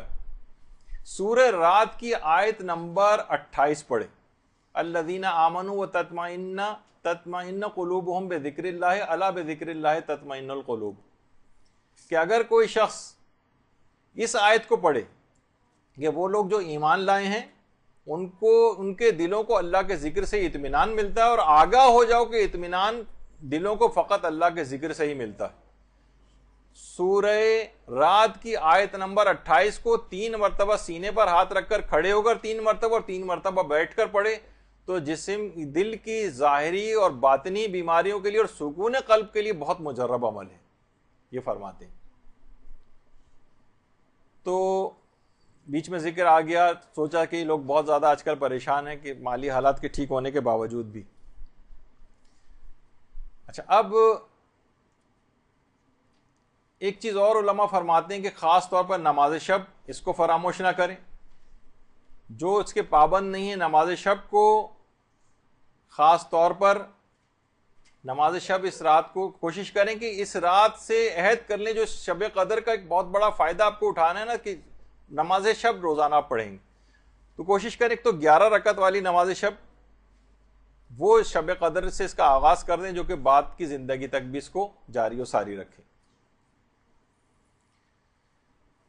اچھا، اب مسئلہ ہے کہ باتیں ابھی پھر بہت تھیں، تقریباً میرے اعتبار سے تقریباً آدھے گھنٹے کا تقریباً میرے لحاظ سے ابھی میٹر اور تھا کہ جو کہ کچھ اعمال اور بیان کرنا تھے، لیکن ظاہر شب قدر ایک ایسی عظیم اور بابرکت رات ہے کہ بہرحال اس کا جتنا بھی اس کا حق کبھی ادا ہو ہی نہیں سکتا ہے، تو کوشش یہ کریں کہ جتنے بھی اعمال بتائے گئے ہیں، بہت سے علماء یہ جملہ بھی کہتے ہیں کہ ہماری زندگی میں تبدیلی کیوں نہیں آتی، طالب علموں سے فرماتے ہیں کہ تبدیلی یوں نہیں آتی کہ پچھلی کلاس کا سبق جو ہے اس پر عمل تم نے نہیں کیا ہوتا، یعنی جو انسان جتنا حاصل کر لے اس پر عمل شروع کر دے تو خود بخود اس کے اندر تبدیلی آتی چلی جائے گی۔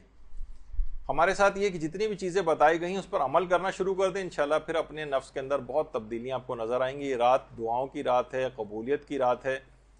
کوشش کریں، گڑ گڑائیں، کہ چشمِ قبولیت زمزم ہے جو قبولیت ہے اس کو بہرحال جاری ہونا ہی پڑتا ہے، دعاؤں کو ایڑیاں رگڑیں باقاعدہ اس رات کو، تو انشاءاللہ تمام اپنی دعاؤں کو بھی آپ قبول کروا لیں گے، اور اپنی زندگی کے اندر ایک ایسی پرماننٹ تبدیلی بھی لے کر آئیں گے کہ آئندہ زندگی میں انسان کوئی گناہ نہ کرے اور مکمل زندگی کو اطاعت الہی میں گزارے۔ باتیں بہت سی ہیں لیکن اب اتنا وقت نہیں کہ مزید آگے بڑھائیں۔ وصلی اللہ علی محمد و آلہ الطیبین الطاہرین۔